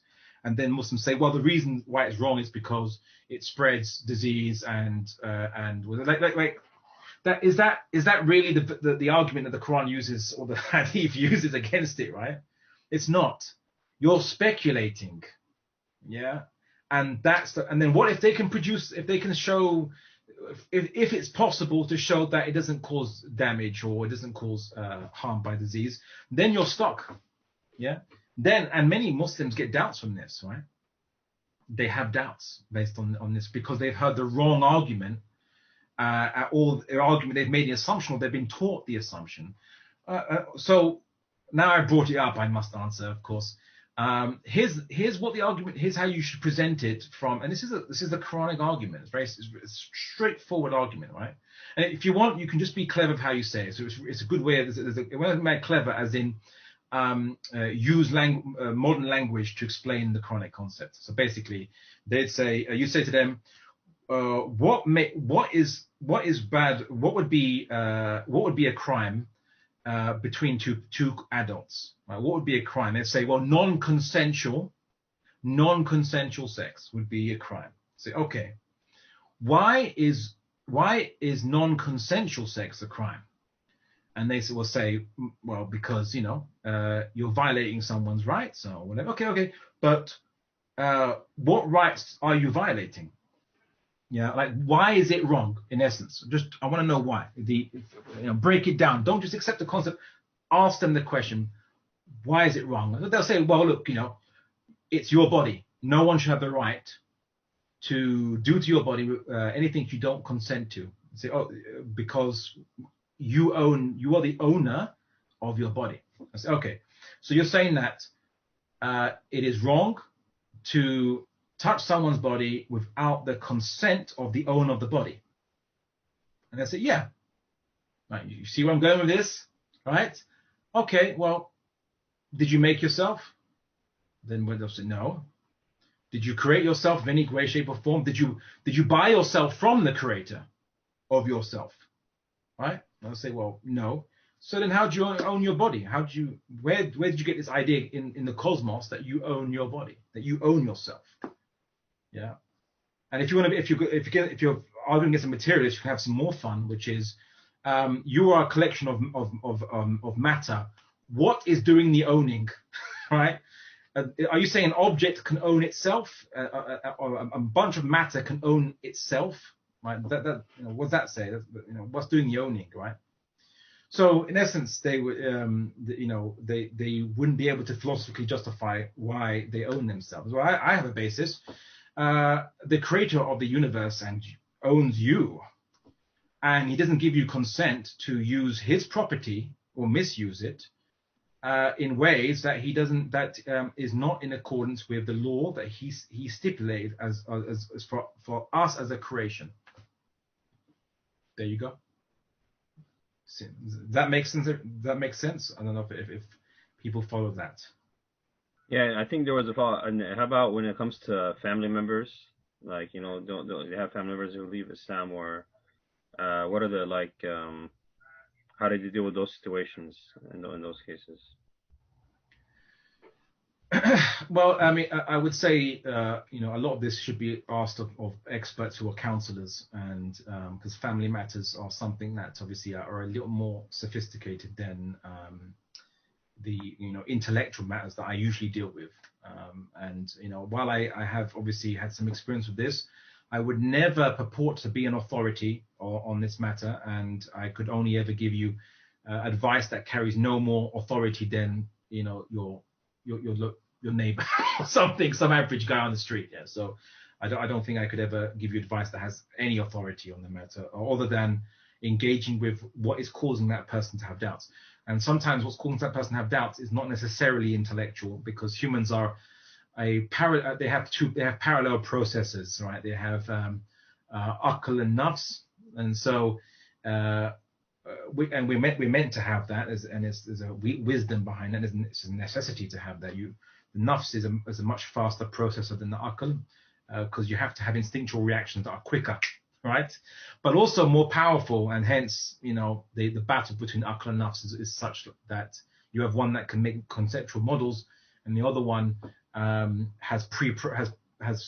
enacts pre-programmed subroutines that are meant to be for quick reaction to events. It helps you survive.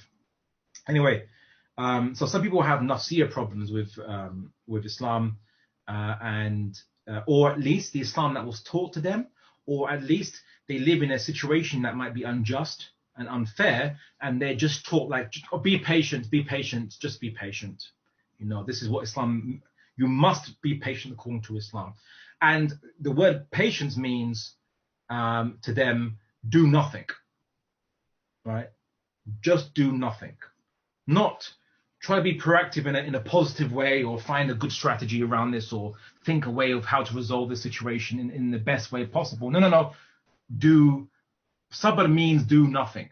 When in Quran and Sunnah, sabr doesn't mean do nothing at all. Sabr just means being steadfast, doing the same actions to do good, but staying on those actions, like sticking to those good actions until you get the result you want. So basically, it's persistence or steadfastness in doing the good things, not being passive and doing nothing. So again, more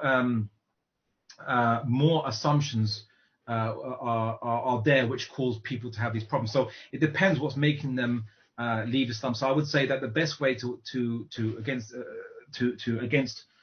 doubts is to inoculate yourself firstly with knowledge, and to speak to non-Muslims or ex-Muslims. Don't always approach them by saying you've sold out Islam for the West or what have you, because no one's going to say, oh, now you put it that way, you're right. Okay, ashhadu an la ilaha illallah wa ashhadu Muhammad rasulullah.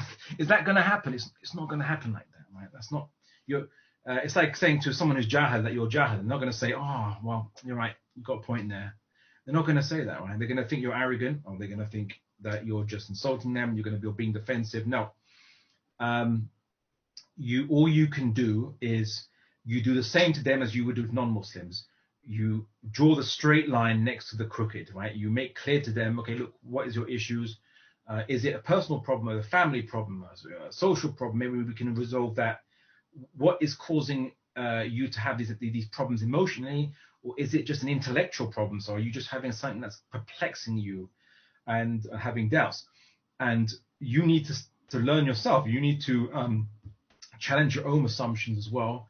and encourage Muslims to also study Islam from obviously challenging their assumptions. Otherwise, you have to inoculate them with rationality, with some people call it critical thinking, but it's just rationality and understanding, basically. And that's the only way I can recommend. But understanding, you must be understanding with people who are calling themselves ex-Muslim or non-Muslim, because for many times they do it. Some of them do it because they generally don't have good answers from Islam. And I tell you this: if it wasn't for my persistence, I made the mistake at a young age of only 4 years a Muslim, and I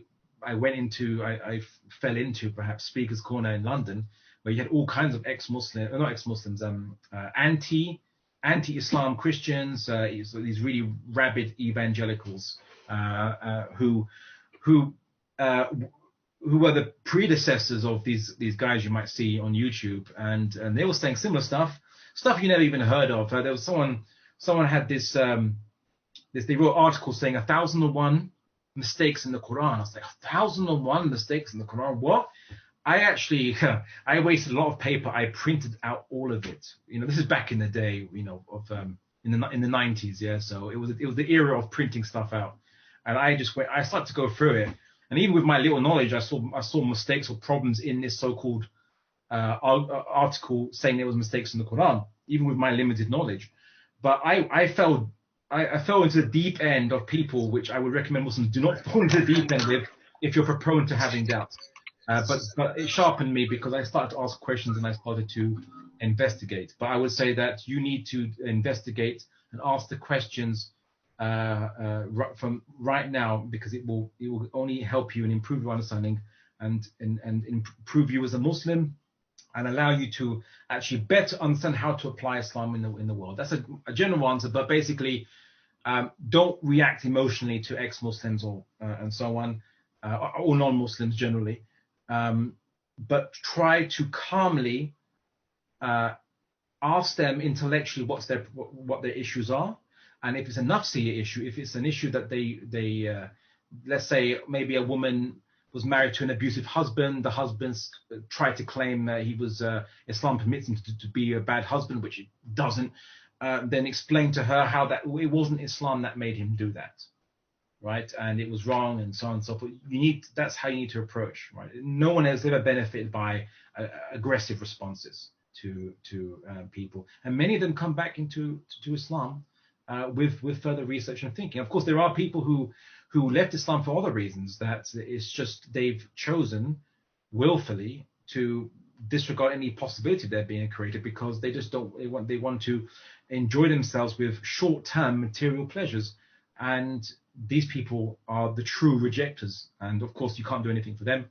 But there are many people who would be Muslim if it wasn't just, would come back to Islam if it wasn't just for proper explanation of Islam to them. So I hope that gives you some kind of an answer anyway to have to do. Yeah, I know we said 11, but this is a question I want this ask. It's a pretty long question, so is it okay if I ask it real quick, inshallah? And the question is, with the rise of, I guess, e-learning, there has been a lot of progress in the field of technology and networks, or neural networks, which are the kind, but not exact hierarchies in the human brain, having managed to learn things in a surprisingly accurate manner. The question is, there's a quote by this mathematician Stuart G-Man, which is quoted a lot in this field: the world is compositional, or God exists. What that means, there is inherent compositionality and structure in the world and within our brains, layers of neurons, and this is how infants learn. If this structure did not exist, then some higher intelligence was the reason why these infants learn what they learn. When these neural networks began to learn awesome stuff in the past decade, these researchers triumphantly concluded and mentioned in their keynotes that, see, there is compositionality, and therefore God does not exist. How do we intellectually counter this line of thinking? Okay, so a computing question.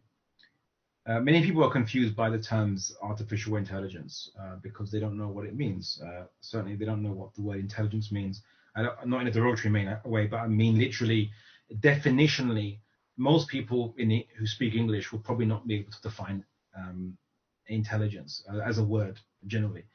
And therefore artificial intelligence, which sounds, we say, oh, we're intelligent, and artificial intelligence, it means that, you know, there's a non-living inanimate thing that can have intelligence just like us. You know, does that challenge our ideas of the soul or consciousness or so on and so forth? First and foremost, no, it does. Firstly, I don't see how they jump from just because things are compositional that there must that can also be explained by there being no God, right? The jump isn't clear, right? They just make a jump thing, trying to saying that it just means, oh, there's no need for God because the universe is just independently by itself compositional, and therefore there's no need for God. What I will say is evolutionists would argue that the minds of creatures or ourselves were constructed in such a way that to make sense of a world that was the way it was, and so whatever the world was going to be like, we were always going to be able to make sense of it as a necessity for survival, right? So that they would, materialists could counter that against these particular materials. They're against each other. But to understand artificial intelligence, it is a mindless process. And I'm going to give you an analogy to understand it, so you know what it's referring to. So imagine you had imagine you had a classroom filled with kids, and they don't know how to speak Chinese. So you start bringing in Chinese characters on square blocks and just putting them down, and tell them each to guess what it means, what the Chinese character means. So they all make guesses, guess, and most get it wrong, some get it right. So then you chuck out those who got it wrong, and you keep those who get it right, and then you bring more in, and you give another character, and you keep this process going until those who get it right, or not once they get it right, maybe get closer to the truth, the meaning, the guess about what the Chinese character means, are the closest out of all of the students. So you keep doing that process again and again and again and again and again with people who don't really know what these characters mean generally, but they just tend to get the guesses. They get more and more better guesses, right? Due to randomness, because each student might have a random preference, random guessing ability, and what have you. So you just happen to get. You only leave those who basically get the closest, the top tier, top 10%, and then you run the process again and again and again and again and again. And if you keep doing it, you'll get to a point where you'll have someone after tens of thousands, 100,000 of guesses that will get consistent guesses on the Chinese characters, or even maybe most of the time knowing what they knew beforehand. So knowing that, for the 10,000 times this character looks like this, and they got it almost right. So this character looks similar to that, might be related to it, and so they learn by their guesses. But essentially, it's a process of randomness and selecting or survival of the fittest made into a computational form, right? If that, for want of a better way of explaining it. So that's all it is. You might know it when you're asked to authenticate yourself as a real person, not a bot, by those called captcha. It's called captcha squares, where you have to say select. If you prove you're not a bot, select how many cars are the squares that have cars in it, or that kind of stuff. In essence, they train the AI computer to recognize cars, not by recognizing it conceptually, but by getting the rough general shape by this trial and error process, where in essence you're using randomness and survival of the fittest to create a program that will recognize shapes, or recognize or fit the shape, and so on and so forth. And that's a very simplified way of explaining artificial intelligence. There's no actual intelligence being operated on or being used, and so on and so forth. So there really is no intelligence. There's no intelligence, but it's called artificial intelligence because they say, oh, we can make these really complicated switches called computers to be able to simulate output similar to someone who is intelligent, or to intelligence, right? That's basically what it is. It's a simulacra. It's not real intelligence. Again, I don't see the jump between just because there's compositionality that means there's no God. I don't in the universe. I don't see that at all. And other materialists could counter that, could make a counter argument if they were so inclined. Anyway, that our minds develop. They would argue to recognize the and make sense of the external inputs that we're receiving from the world to better survive in the world, almost like the process of artificial intelligence on biological creatures, right? Yeah, but again, there's some problems with that, major problems with that. But again, the logic doesn't flow. It doesn't connect. So maybe if you want to show me a more sophisticated argument that they bring to show that connection, or if there is none, then I suppose there's none. But if there's a more sophisticated argument they bring, then I'm open to hearing it. But I still haven't heard any that would follow. The conclusion would follow from those premises. Jazakumullah khair. May Allah bless you, reward you for your time.